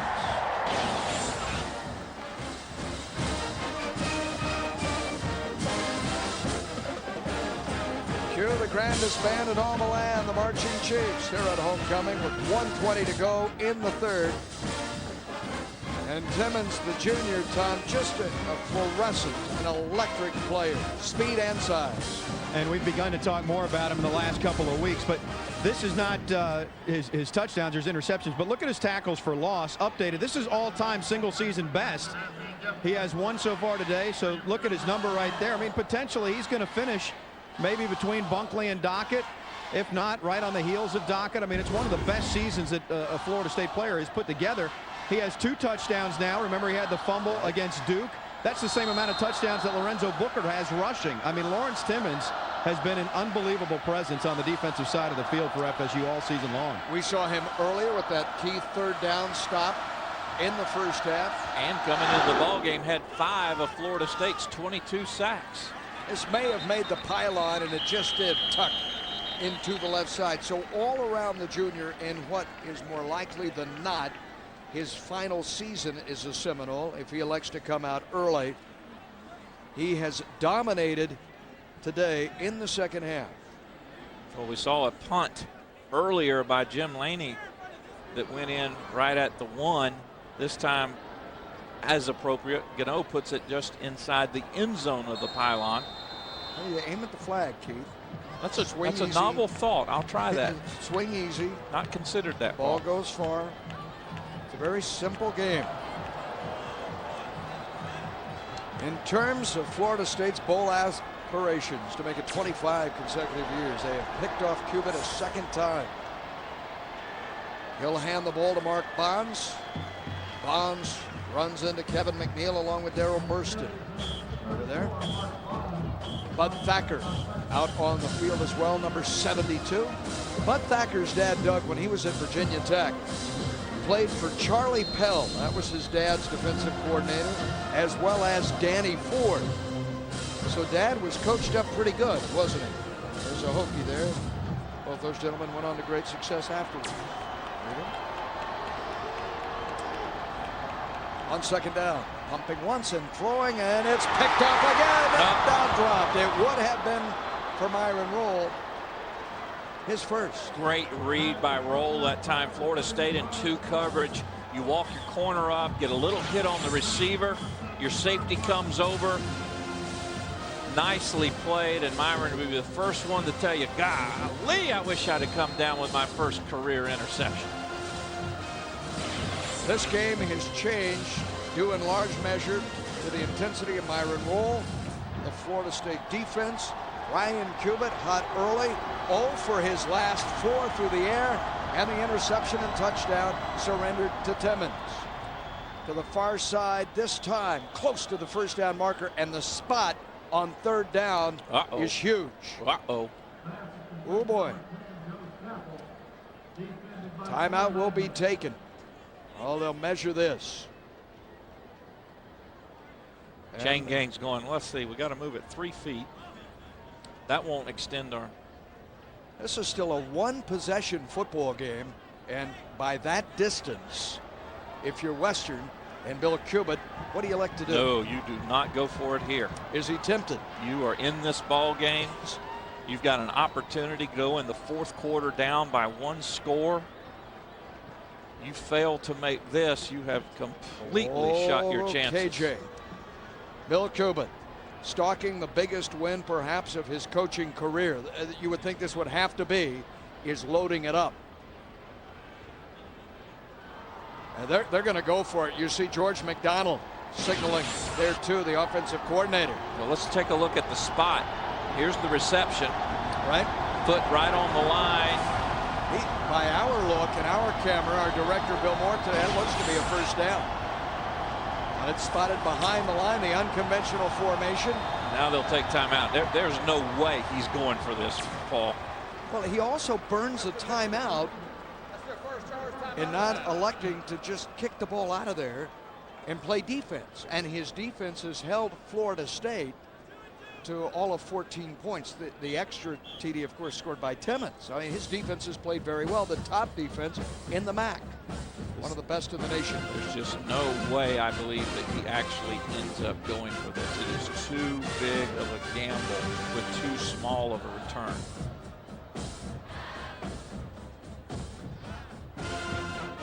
They've done a good job in their punting game. In fact, special teams is a huge reason why they are this close in the ball game. Punt returns, kickoff returns, they've not allowed Florida State anything big. You see the scoreboard. Coach Cuba took a long look at it. You have 10 seconds remaining in the third quarter. Western Michigan just 2 timeouts, and they have to move the ball about 12 inches for the Cruise. Florida State's defense capitalizing today are the Noles. The score by Timmons, 2 touchdowns produced off turnovers, but he has gambled it all, has Bill Cubitt. The reigning MAC Coach of the Year against Mickey's defense right here. He gets the first, very much alive in this game. He gives it back to Florida State, and this could get out of hand quickly. 127 yards. And Florida State is on the sideline waiting to see who breaks the huddle for Western, so they'll know which defensive unit to send on. It's going to be the Bronco offense, and we're down to this. Well, you got to like the spirit of it here at homecoming. On 4th down. Needing to cross the 30-yard line. Cubitt turns and hands, and no, he won't get there. Mark Bounds tripped up. That is a horrible decision. Horrible decision by Bill Cubitt. It looked to be LaTroy Guyon with penetration. And really, Bonds less than assertive. Even if you make the first down, Paul, you got first down on your 32-yard line to begin the fourth quarter. What have you gained? This is a gamble that just isn't worth it. Nice penetration by Guyon. He's the one that created the problem from the start.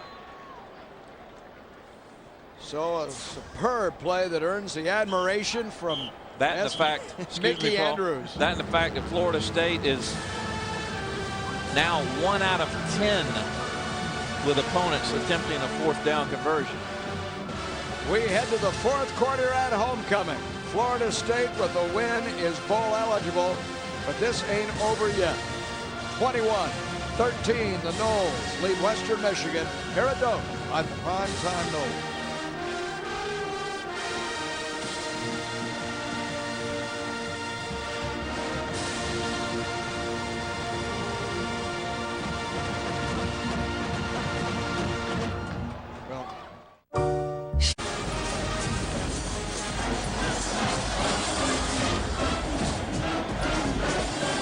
Doak Campbell Stadium today, over 70,000 on hand for the Western Michigan Broncos, the Florida State Seminoles. Welcome on Sun Sports to Tallahassee. Paul Kennedy, Keith Jones, and Tom Block. On behalf of all of us at Sun Sports, hope you're enjoying this, a 21-13 football game. Happy Thanksgiving. Yeah, Thanksgiving to you too. Are you and Kathy all excited about turkey with all the trimmings? I'm always excited about food, partner. Well, our referee has come to the sideline, and Brad Allen, for what is apparently a video review of sorts. He is on the headset upstairs to the Atlantic Coast Conference stipulated replay booth and official. Not quite clear what this call would be, as Florida State will take over on downs. Perhaps it's the marking of the football if they became somewhat uncertain as to where it was spotted before. Western Michigan is charged a timeout. Western Michigan had challenged the call on the field based on what, KJ? I can only suspect the spotting of the ball. Again, isolation action. Guyan just gets completely through. All right. And I guess they were questioning where the ball was spotted so that they might have an opportunity to measure for the 4th down. His knee is right there. The ball is up here. What? You know what? I think it works in Florida State's favor. They got a better spot than they deserved. He is a yard shy, maybe 2 feet shy. Watch this at the 30-yard line, and the ball will now be marked at the 30. Watch where he lands, his forward progress on the first it doesn't bounce. matter his progress. Watch It's this. where his knee goes down or where the ball Watch. is. Well, they marked this ball at the 30-yard line. The ball was right there. Right. The ball was probably 2 feet That is behind correct. where they ultimately spotted it. But somehow Western Michigan appealed that. Western Michigan has 1 timeout remaining. Please indicate that on the scoreboard. 1 timeout remaining for Western Michigan. So, not to say that this has been disastrous, but he has just taken 2 hits, has Bill Cuban, losing those 2 timeouts. Well, the first, the taking the timeout and questioning the call, he had to do if he felt like from upstairs the ball could be spotted differently. Here comes the blitz against the X-Men. Xavier Lee now scrambling, being flushed. On the roll, he gets outside the tackle box and guns it incomplete. That's what he can do. He doesn't take the big hit that we have seen Drew suffer hanging in the pocket.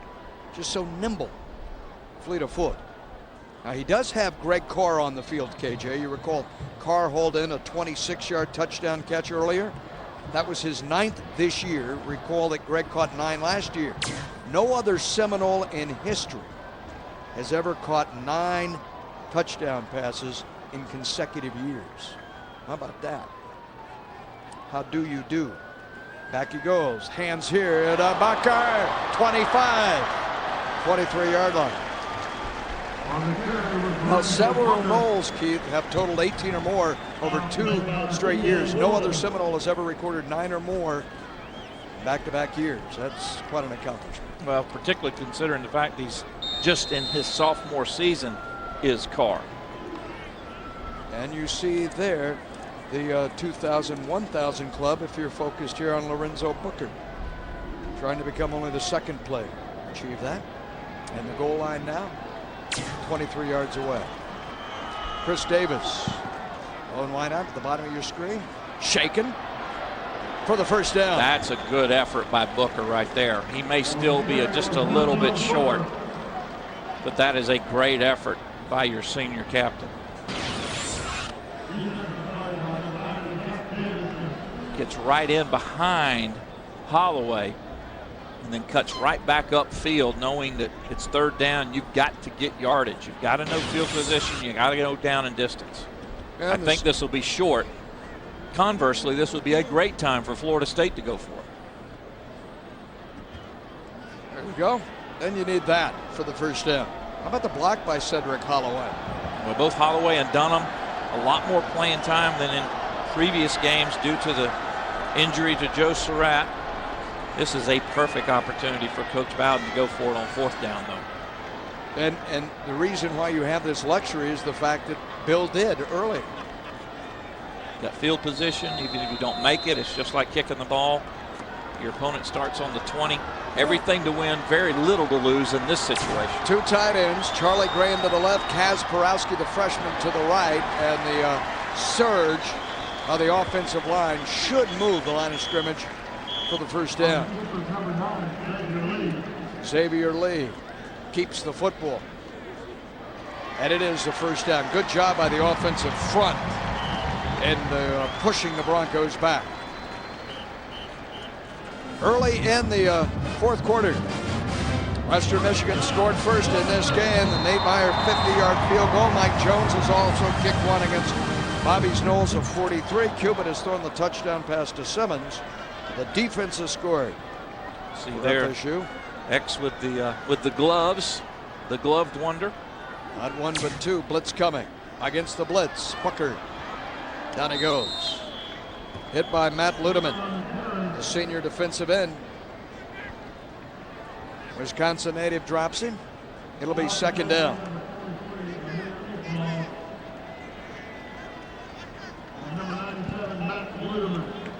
How many touches for Book now? On the ground today. And again, all this after Anton Smith had gone out. His next carry will be his 18th of the day. And the 66 yards rushing, second only to the 115 he collected against Rice. All this in relief of the starter in Smith. Play action. This is Carr to make it 10. He leaps.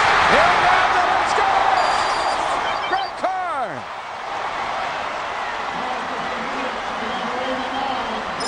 At times unstoppable. Greg Carr, his 10th touchdown of the year, the 19th of his career.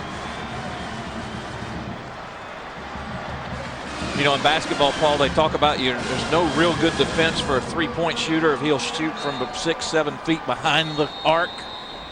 Not a lot of good defense for that. I think they'll review this play. Is under review. Just to make sure he got a foot down. And again, using our Sun Sports cameras, they will take a look to see if Carr had 1 foot and possession of the football. Be on the right-hand side of your screen. A little bit of play action just to keep the linebackers honest. And then as we saw in the first half, to the other side, the offense is right. This time to the offense's left. Goes up, foot down, 2 feet down. That's good. That's good on Sunday. Just spectacular is this 6 foot, 6-inch talent with the 36-inch vertical leap. And again, see, he uses his hands not to push off. That's the reason he doesn't get the flags. Replay. Call on the field is confirmed. Touchdown. He's not using his hands to push off. He's just using his hands to feel where the defensive player is. He bodies up to him and then uses that vertical leap to get above him. Peter Warwick caught more touchdown passes than any receiver in history. But Peter was doing this. Speed. Well, they have 31 entirely different players, but I'm saying, imagine this, you still have a game to go and perhaps a bowl game as Weed adds the extra point. You add 10 more touchdown grabs to Greg Carr, say, next year, and you're looking the all-time record holder for scoring reception in Greg Carr.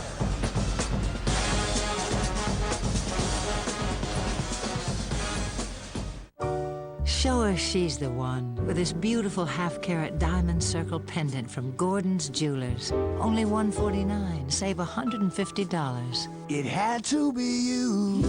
Now through Sunday at Gordon's. Would you believe these animations were not created by the professionals in California, but by the animation students at the Academy in Tampa?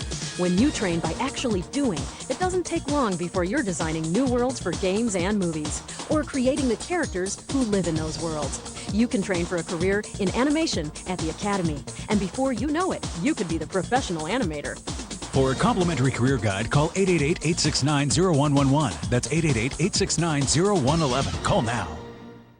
Step back in time at the 2006 Sebring Historic Fall Classic, presented by Alan J. Automotive Network at Sebring International Raceway, December 1st through 3rd. See your favorite vintage sports cars, Porsche, BMW, and historic sports car racing, the Muscle and Rolex Endurance Challenges, Dash Series races, and the 4 Hours of Sebring. For tickets, call 1-800-626-RACE. Get a 3-day super ticket for only $45 and get access to the competitor's paddock. The 2006 Sebring Historic Fall Classic, presented by Alan J. Automotive Network. Dazzle her like never before with this exquisite 3-carat diamond bracelet from Gordon's Jewelers. Just $3.99. You save $200. It had to be you. Now through Sunday at Gordon's. Keep your eye on the future of Florida State football. You look upon Greg Carr, as well as the freshman Preston Parker, and of course Xavier Lee, who today has found Carr not once but twice. Look at the company with which he keeps, and his sophomore year is not complete. Elite territory. And as mentioned, just 2 years worth of effort there. 1 out of every 3 grabs in his still young career has been a touchdown. Greg Carr. he is a unique talent in the sense that he is taller than any other Florida State receiver, perhaps ever, more lean. I got to correct you there. Got to correct you. Well, there. you're going to get to Ouija. Ouija. Right. There we are. Keith Jones. Of course, Ouija's vertical jump was about 20 inches. This is Chris Powers over here. World renowned. World renowned. Right there. Pay your taxes. Chris reminds you. Right here. And over here, Nick Gandy. All of us. See Kenny Tyson upstairs from all of us at Sun Sports. Kenny in his favorite pose there, sitting in that chair. Happy Thanksgiving to you and yours. Our big family here at Sun Sports.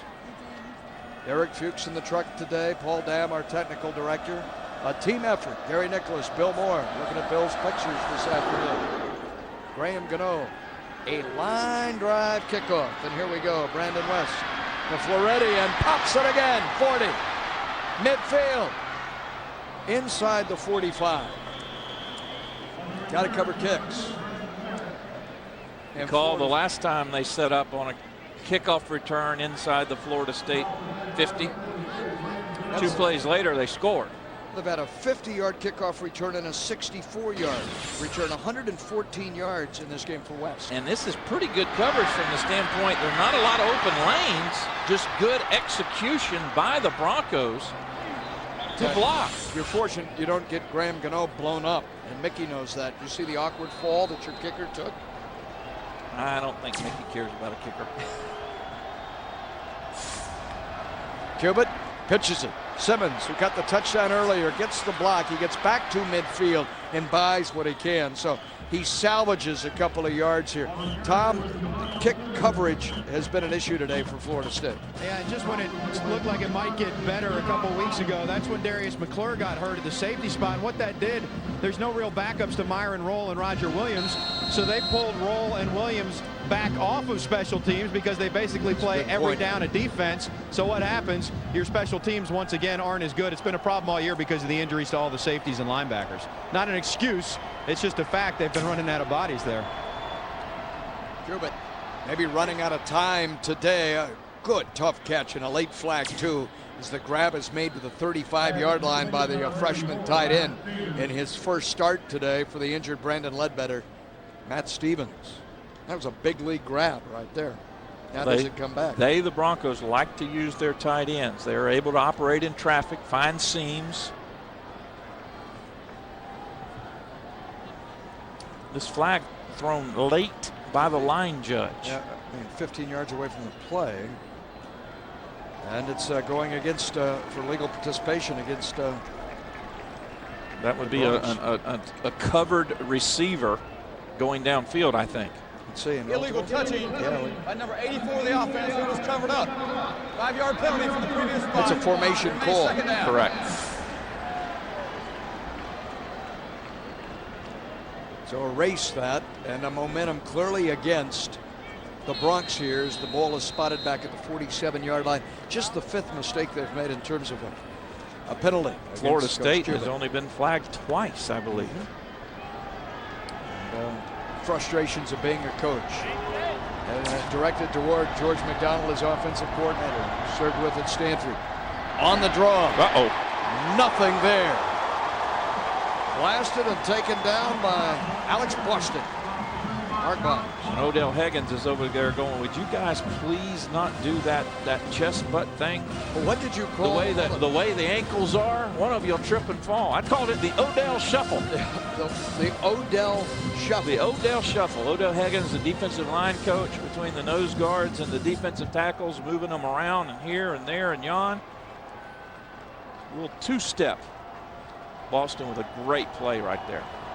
Sure was, because that pushes the ball back to midfield on 3rd down. The Broncos must reach the Seminole 33. Cubitt under center. From the pocket to the far side, has that first down at the 31-yard line. Nice throw and nice catch. The catch of the day by Jamarco Simmons, the sophomore. And Cubitt's Broncos have new life. Be on your left-hand side. We call it Simmons. I think it's 87, not 27. A little one-handed grab here.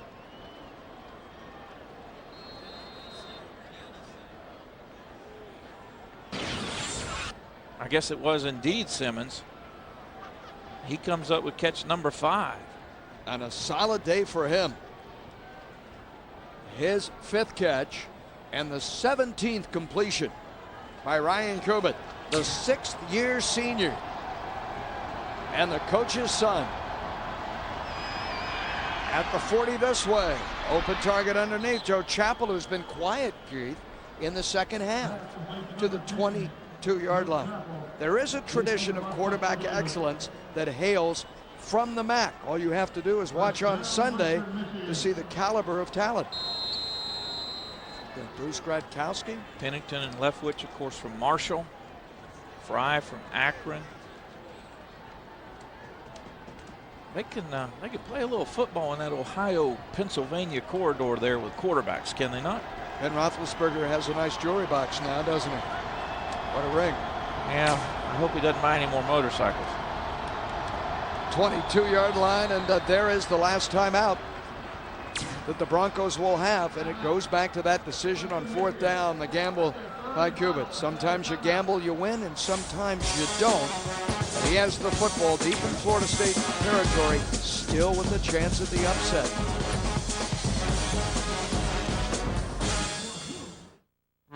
I am a pillar of strength. I'm eye candy. I'm cool under fire.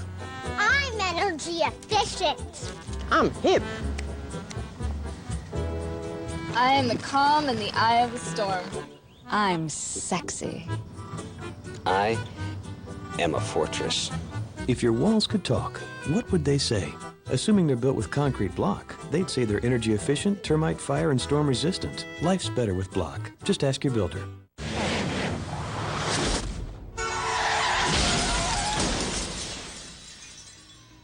Did you know that car crashes are the #1 killer of young adults?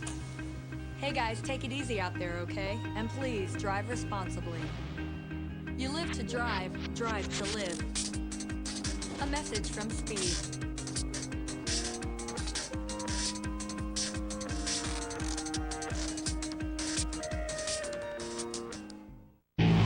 The show that has the sports world buzzing. The FSN Final Score. He'll unload, he scores! What a shot! It's the only national show that gives you nothing but wall-to-wall highlights. Yeah, baby! No fluff, no filler, just all the action that's lighting up the sports world from coast to coast. The FSN Final Score, presented by DirecTV. College football on Sun Sports has been brought to you by your Southern Chevy dealer. Visit us today to find out why Chevy is America's #1 brand, #1 value. And by Steak and Shake, famous for steak burgers. Seminole defense on the field now. Ryan Kubit and the Bronx threatening. Trailing 28-13, coming off their 3rd and final timeout. Kubit, with only 5 completions in the second half, has his 6th. Again to Simmons, who has scored once. 1st and goal, Western Michigan at the 7-yard line. Myron Roll with a touchdown-saving tackle. Every time the Broncos have gone with that crossing route, Florida State's been in man coverage. Conversely, the majority of the time that Florida State, when they've had the balls gone the crossing routes, the Broncos have been in zone. Man coverage you can exploit a little easier with those crossing patterns. The Bronx spread the field, a 4-receiver formation, and they'll hand the ball inside and lose yardage here. Up step Gino Hayes, who wrapped his arms around Mark Bond. Well, in that case, Gino lined up late. A little bit of confusion on the defensive side, but it proved to be advantageous because Gino finally got over to the left side of the defense, and nobody blocked him. He's going to come from right here all the way over, and nobody picks him up. So he's right in there on the tackle. A little bit of sometimes you got to be lucky, and sometimes you just got to be good. Bonds again in the backfield. Kubit looking for the end zone, dancing around, and now he grounds the football. Threw it at the feet, and they're saying that Bonds was an eligible Nothing receiver, wrong with that. So. Mark Bonds was standing right there. That's same as if you get outside the tackle box and you throw the ball past the line of scrimmage. That's a good decision by your by your 6th-year senior in Cubitt. And now 3rd down. So again, Bonds is standing right there. In fact, Bonds is trying to get the ball, but he is absolutely wrapped up by LaTroy Guyan. And the referee pointing emphatically Brad Allen. 3rd down. Florida State walks it up. Man coverage pressure. Here come the Noles. Far side throwing. Catch made. Touchdown. Touchdown, Herb Martin. Boy, that's a nice throw by Cubitt. George McDonald's offense able to punch it in. Herb Martin on the stop fade. Junior college transfer from Pasadena. Robinson on the coverage. He's going to work upstairs, and the ball's thrown behind him so that the receiver can turn outside and get separation from the defensive back. Not bad positioning that time by Robinson, just a little slow reacting to the football. Nate Meyer and the extra point. Kick is away. The kick is good. With 9:20 remaining, once again a one-possession football game. At 28-20. This is lovely. The layup by Martin, perfectly thrown by Ryan Cubitt. Yeah, Checkers has 2 drive-thrus, but come to the right side for real fresh and tasty food. We're on your way. So grab any of our delicious 99 sensations. Mushroom, Swiss burger, crispy fish sandwich, or chili dog. Each just 99 cents. No. Come to the left side. Our food is the freshest and the tastiest. People actually go out of their way for it. How far did you folks travel? Far. Come on, baby. Come on, pretty baby. Don't say it's over. Don't say goodbye.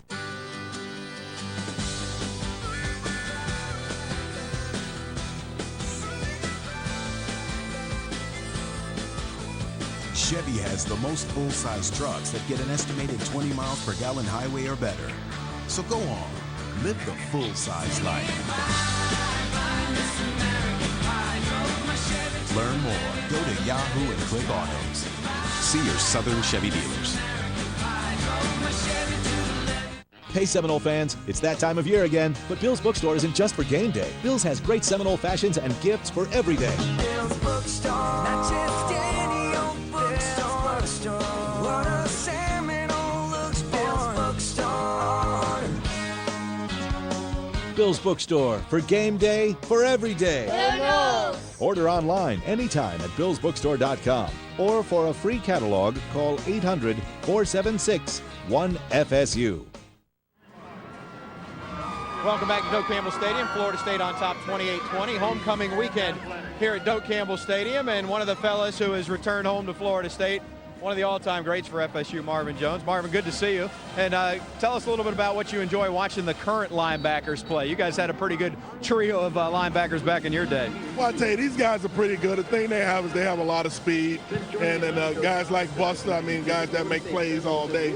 So, they have a good linebacker corps, but it's not as good as ours. That was my next question. I knew you were going to say you, Brooks, Ken Alexander, Carruthers, you take them any day. Is that what you're telling me? Oh, any day. Well, the thing is, we'll have to see. If a lot of these guys get in the NFL, and I had the Buckers and Lombardi, so if they can top that, then they're pretty good. How do these current players, I guess particularly Buster, who's a senior, Lawrence Timmons perhaps has a decision to make about turning pro after this year because he's had a great junior year. How do their skills translate to the professional level in your mind? Well, I tell you what, I think that both of them can play. The thing is just have to be in the right situation. As Buster, a lot of people say he's a little undersized. He has to be with a team that's gonna, big defensive lineman that's gonna cover him up. All right, we watched the onside kick right there. Marvin, congratulations on your successes during your career. It's always good to see you come back. Well, thank you very much. I appreciate it. All right, shade trees hanging out in the shade today down here on the sidelines, guys. Tommy went jogging by the practice facility earlier today and saw that big shade tree over there. All right, and here's your trivia question. Who gave him the nickname? I'm listening. I can get a definitive answer because he's right here, so I can cheat. Ask him and see if I'm right. Hey, Marvin, who gave you the nickname Shade Tree? Which teammate? No, it's actually Wally Burnham. Is that right? Yeah. So it wasn't a teammate, it was a former coach, Wally Wally Burnham. Coach, Wally Burnham. Said, man, he spends so much time underneath that shit tree. Was that just your favorite place to hang out? he stayed out of the. That's why I passed out after practice one day. He said, "Hey, we don't need no shade trees out here." So and the name was born. And now you know the rest of the story. There you go. Wonderful time. And Wally Burnham, an assistant at the USF in Tampa for Jim Levitt. So if he and other connections down there, Lawrence Dossie, their receivers coach, one of the great ones. And that man right there he probably left Florida State, at least in his rookie and second year in the NFL, the greatest talent and work ethic once he got past that shade tree moniker as anybody. He was truly, truly phenomenal. On second down, big snap here. Booker lowers his head, can't get much. And now it's third down. And you would include Derek Brooks in there, who was Brooks, always... DB came out, his first couple of years in the NFL, he was on a team that wasn't looked at very much. The Buccaneers were struggling. All right. And he came into his own, in his 5th, 6th, 7th year in the league. Of course, he's been there 400 years now, I think, and still playing well. But certainly over a career, updated numbers there on Booker. Derek Brooks, the most decorated with his Man of the Year award as well as Defensive Player of the Year award. But Shade Tree could hold his own. Third down. Huge snap. Play action to Booker, and Lee throws incomplete. The pressure coming off the edge again by Amir Ishmael, one of the best in college football. The linebacker forces Lee to hurry. Punting unit has to come on for FSU on fourth down. Not the great numbers in this contest for Ishmael. Certainly unbelievable numbers coming in, but he's been very effective, very steady. His teammates have rallied around him. He's a great leader. 6'2", 225 pounds, like Marvin was talking about. The question becomes, is he viewed a little undersized? Is Ishmael viewed a little undersized as it relates to the next level? Graham Gano. Want a better than 50 today. This is lovely. Fair catch called for. Always tough with someone breathing down on you. The Noles were coming. Joe Chappell holds on to it. The ACC six-pack is now on sale. Get your guaranteed tickets to see the Florida State men's basketball team take on 6 of the top teams in the ACC. KJ, we got Miami. You got Georgia Tech. How about Boston College? You got Maryland and more. The six-pack in the ACC available just for a limited time. Go on the web or call the Florida State ticket office and purchase your ACC six-pack today. That's a great deal. No question. To the far side, open, getting away from roll 25, a gain of 9. And again, it's Chappell. Roll has 8 stops today. Chappell gains better than 8. And the Broncos have got to be careful of the clock. Recall, they have burned all of their timeouts. No timeouts remaining for Western Michigan. But it's a one-possession game. Touchdown and 2, you're tied. Cubitt turns, gives it to him again. He has daylight. Across the 30, out to the 33-yard line for Mark Bonds. And there's no need to be in a huge hurry. Clock will stop as they move the chains. Will reset upon the ball ready call by the referee. Lots of time left. You just have to make sure you don't waste it. And that sideline now energized. George McDonald, who coached Alex Smith, the Tampa Bay Bucks tight end, who coached him at Stanford. Done a fine job with his offensive game plan. Cubitt, who's thrown 2 touchdown passes today, also a pick. Nearly had it picked here. He put that right in the hands of Jamarco Simmons. He's had a solid afternoon. Simmons just couldn't hold on to it. Simmons has been his favorite target. That big 2-7 on his back. We confused it with an 8-7 earlier. We'll get that corrected. This is a shot that nearly gets ricocheted to the point where Florida State gets a benevolent interception turnover. They had one earlier. That was the Lawrence Timmons touchdown return. Simmons, by the way, 6 receptions. Late blitz coming. Cubitt tempted. He'll take off. Buster chops him down after a gain of 3. Buster Davis closed quickly. There's that acceleration that I think is going to lead some smart general manager, player development personnel person at the next level to pick Buster. Watch him just accelerate to the ball carrier. Yeah, he's about 6 foot. Yeah, he goes about 240, 238. but he can run sideline to sideline as well as anybody that's ever played here. He can run well enough, and he wants to win more than anything else. A driven man, very well respected by Mickey Andrew. Third down, defenses got to get a stop. Cubitt throws, catch is made, but shy of the first down. And who makes the tackle? Buster, 7 on 7. Buster on Herb Martin. And the Bronx are going to give the Noles back the football. And after being burned earlier on a 4th and inches, this will be about 4th and 4. And no indecision on Cubitt's part. He's going to punt this one away and take his chances with his defense. Jim Laney punting now for the 6th time today. He's kicked 1 of 43, his best effort early on the day, 56. But this is right into the wind. Don't rough the kicker. An awkward, misguided snap to him, but he thunders the punt. And at the 2-yard line, it's fielded by Chris Davis. Davis to the 10. And swarmed under at the 12-yard line. A phenomenal punt of 58 yards with a 10-yard return, and the snap to him wasn't very good. That punt out of there, very nearing that 63 long on the season. All right, congratulations, Tony Lewis, and Florida State fan from Lakeland for winning SunTrust big game tailgate and tickets for 20 sweepstakes. Tony's coming to the big game next week, Keith. I'm dropping by to say hello to him. Tony and 19 of his closest friends headed to the Florida State game on November 25th right here. So go Noles. And SunTrust is a proud sponsor of Seminole Athletics.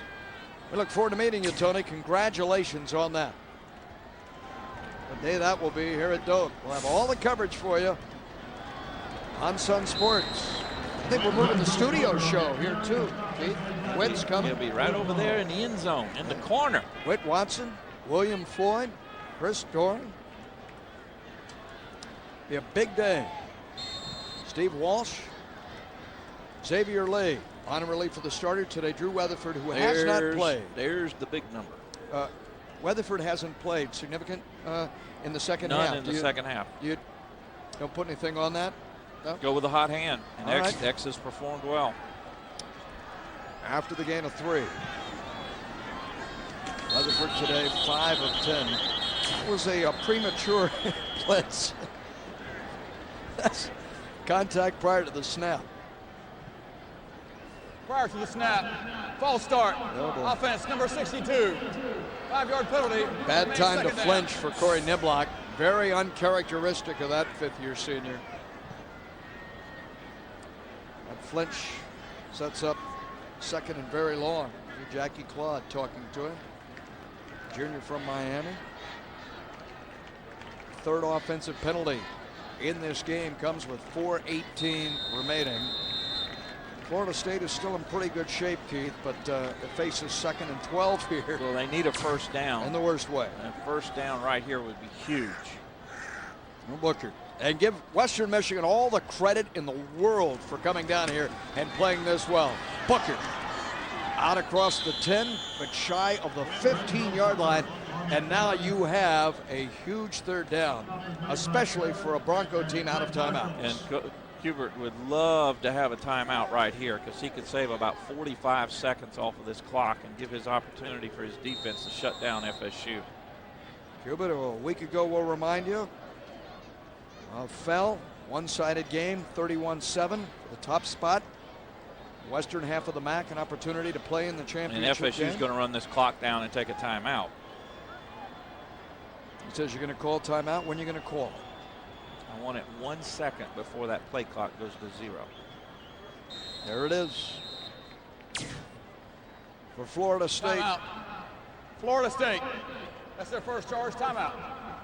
This first down and clock management would seal the deal for the Seminoles as Drew comes over to the sideline. And what has been, again, the most tumultuous week that Bobby Bowden has ever experienced in his 31 years here in terms of his staff. Well, he woke up Sunday morning and couldn't talk because of the rain, and he'd been battling a cold. Miss Ann's been in bed most of this week with the flu. Came to the booster luncheon on Monday, was barely able to speak.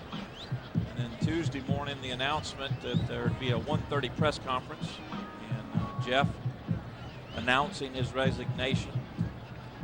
It's been a tough week, as I mentioned in the first half. Jeff's one of us, Paul. He's part of this program. He's a product of this program. Right. And of course, as a parent, anything that happens to your children affects you. I don't care if you're the head coach of a major Division I school, or whether you're a PE instructor or a part-time scoutmaster, or anyone involved with young people, and something happening to your child, whether they're 1 year old or 51 years old, it affects you. And it's been a tough week for the Bowdens. Jeff and Darrell Dickey in the white hat there. Former MVP in the Sugar Bowl. A win over Miami when he played at Tennessee. A game ball will go to Lorenzo Booker as well as to X Lee. Booker, KJ, has carried 21 times. That is a new career high for him. Blitz coming, they throw back to him. He catches the screen, he's out across the 20, flags in behind him. Holding, this is going to come back. And it will be brought back. That call stands. I'm not sure he got enough for the first down, so it may be that Western Michigan can decline it rather. It'll still be fourth down. 2 yards shy. They need the ball back. Holding. I forced Florida State to kick it based on the spot. Decline this penalty and get your offense back out on the field. Florida State will kick the ball. The Noles needing 2 yards. Prudence would demand that you kick this ball. Holding by the offense, number 76. The penalty is declined. Brings up fourth down. And the clock will begin on the ball ready signal, so Florida State needs to be aware that they can run some time off. That was Deron Rhodes, the freshman tackle. The fourth penalty against the Florida State offense today. 3 have come specifically into that interior line. Difficult afternoon for Mark McHale's troops. Joe Chappell stands at his 40.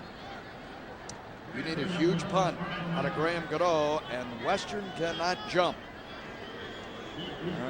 Remind you, Florida State has struggled to cover kicks in this game. Kick is away. He hit a beauty. Great job, Graham Godot. Back goes Chappell. From his 24, he called for the fair catch. We'll make it there. And it'll be marked at the 26. That is a 53-yard punt. His second, better than 50 today. Graham Godot, and he's also made a couple of tackles, and there, as mentioned, Ann Bowden, matriarch of the Bowden family.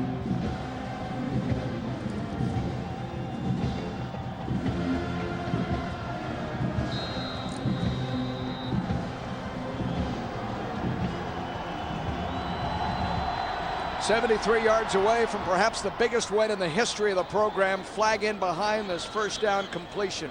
Bring this one back. We'll bring it back. Western Michigan, KJ, has been playing intercollegiate football since 1906. This would have to be, if they could tie this game, if not win it, their greatest day ever. Pretty sure that Kubik didn't like the call. You think? Just a guess on my part. He has an ACC crew throw the holding call inside. Holding by the offense, number 62. 10-yard penalty from the previous punt. Remains first down. Better be there on tape. Matt Williams flagged for this. You see his numbers in his second season. He served at Missouri. And his son dropping to pass. Had time to throw against Simmons. Simmons runs out of his shoe to the 30-31 yard line. Had it taken off by Timmons. And right out of those Adidas. Well, they'll put it right back on. And again, we see Florida State in man coverage. Timmons right there, but just a little bit late. That allows Simmons to pick up just a few extra yards, and more importantly, to get out of bounds. Yeah, that Bronco threw a shoe. We need a farrier. From the 31 yard line. Blitz. The throw caught and out of bounds upfield at the 41-yard line. Latched onto by Chris Maragos. A gain of 11. A very quiet game for Chris Maragos. But here a key catch, only his second of the day. His first came early in the afternoon, back in the first quarter. Had 20 coming into the ball game, did Maragos. And here come the Broncos. 2:17 to go. The captain with the C on that jersey. In Cuban. Scans and guns, and it's behind an open Maragos. Had him at the 48-yard line.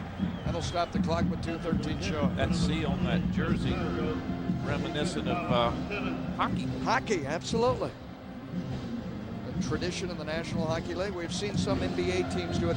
Rarely, though, do you see that in either professional or intercollegiate football. Great numbers by Cuban. He would like to obviously have those 2 interceptions back, particularly the one that Timmons returned for a touchdown. That's the difference in the ball game right now. But good numbers. Florida State walked up the blitz. Bonds gets to the sideline and out of bounds in Florida State territory at the 46-yard line. And with 2 minutes to go in this game, 2:08 following the gain of 11. Bonds there with the pickup goes over 1,000 yards in his career, or 1,000 yards this season, this 1 year. And now here come the Broncos driving for Cuban toward what could be a tying touchdown at Doak. They need the touchdown and the 2-point conversion. What an afternoon this is turning out to be. Florida State brings it from the secondary off the fingertips of Matt Stevens. Open at the 41-yard line, roll behind him, and again a crossing route. This just in. They like crossing routes.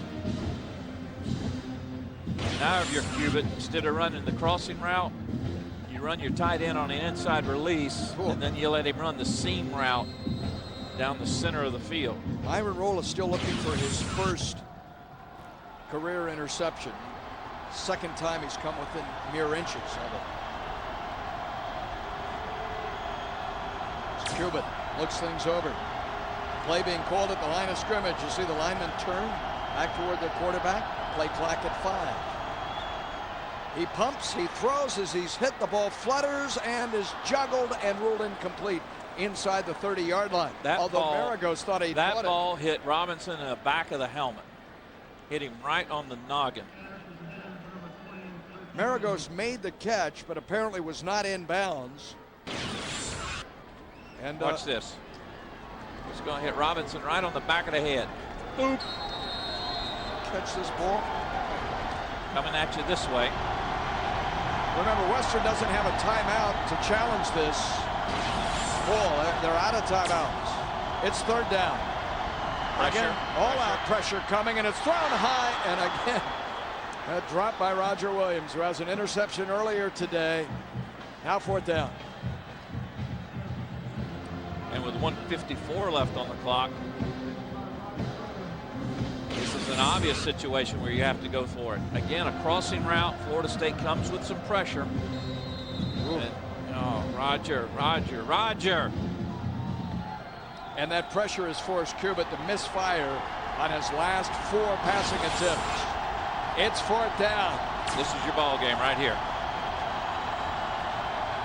47-yard line. Cuban has time, throws, first down. Inside the 30.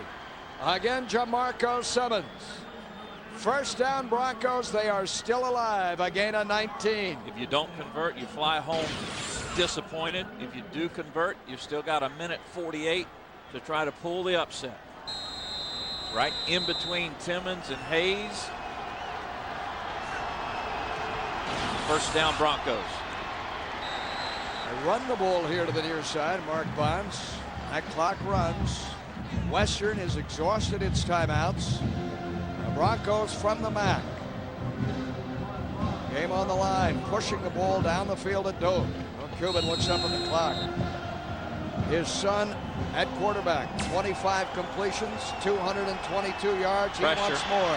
Got to throw here, and it's thrown behind Simmons. Simmons today has caught 8 passes, KJ, for 107 yards. and the TD. Keeps going back to him. And again, on the crossing routes, has an opportunity to connect.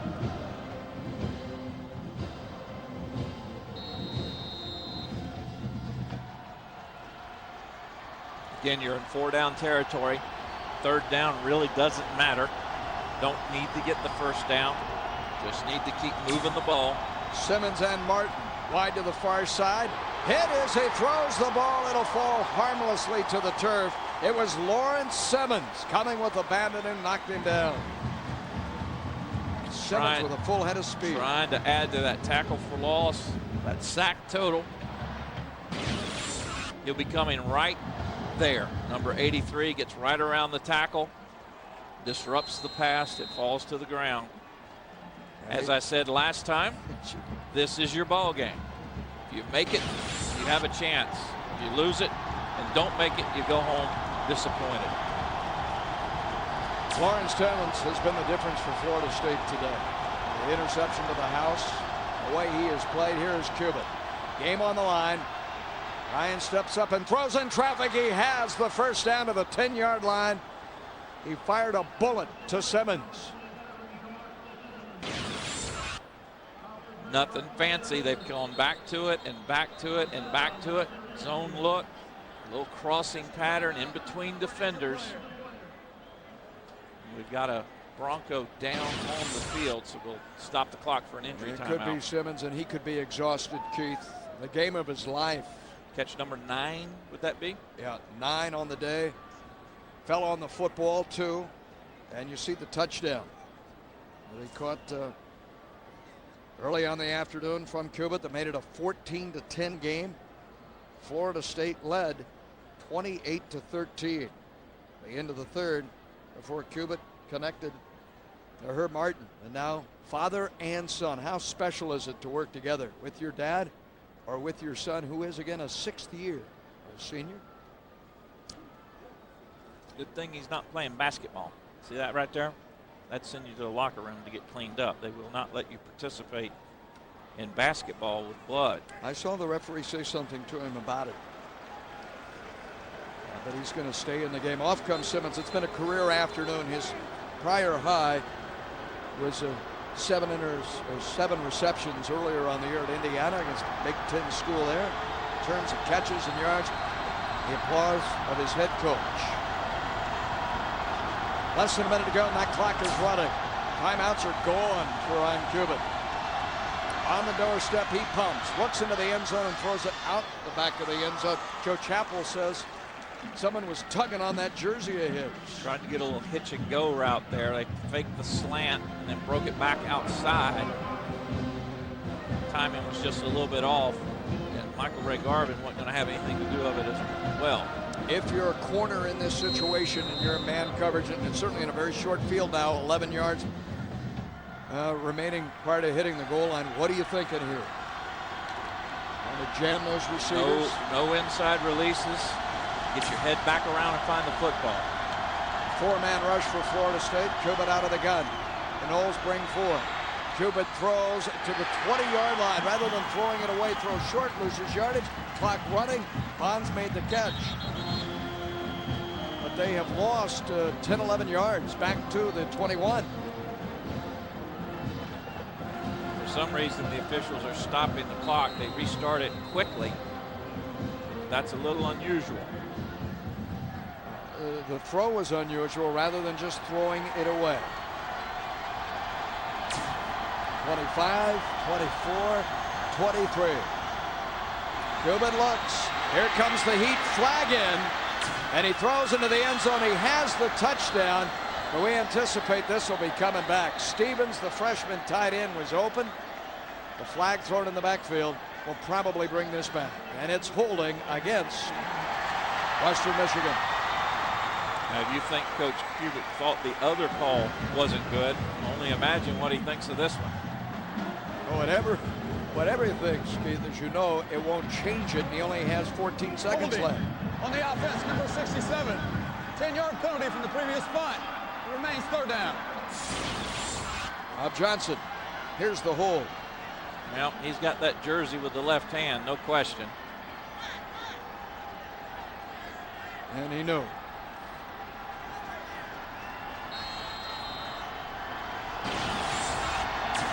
So on third down, backed up and from his 40 and firing for the end zone. Chappell is there. He can't come up with it in double coverage. Carter along with Williams, and we have 7 seconds to go. Down 8. And you get another shot of taking it to the end zone.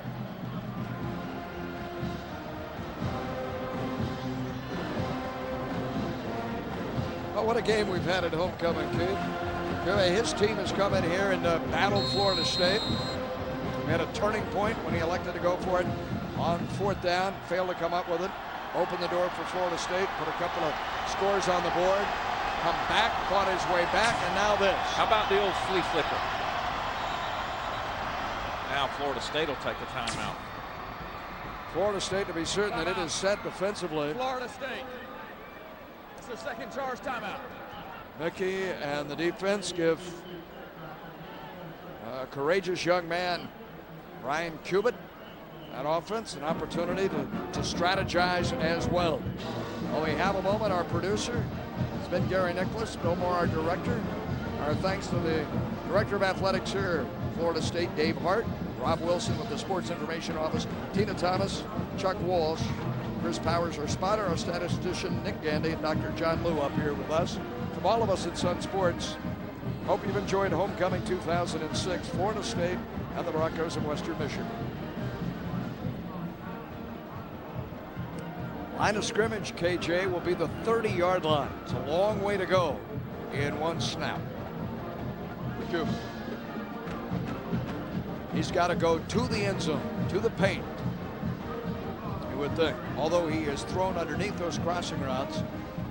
But I believe if he reaches the 1-yard line, he gets a first, but we're splitting hairs here. And down 8 would also need the 2-point conversion. He's trying to stay alive.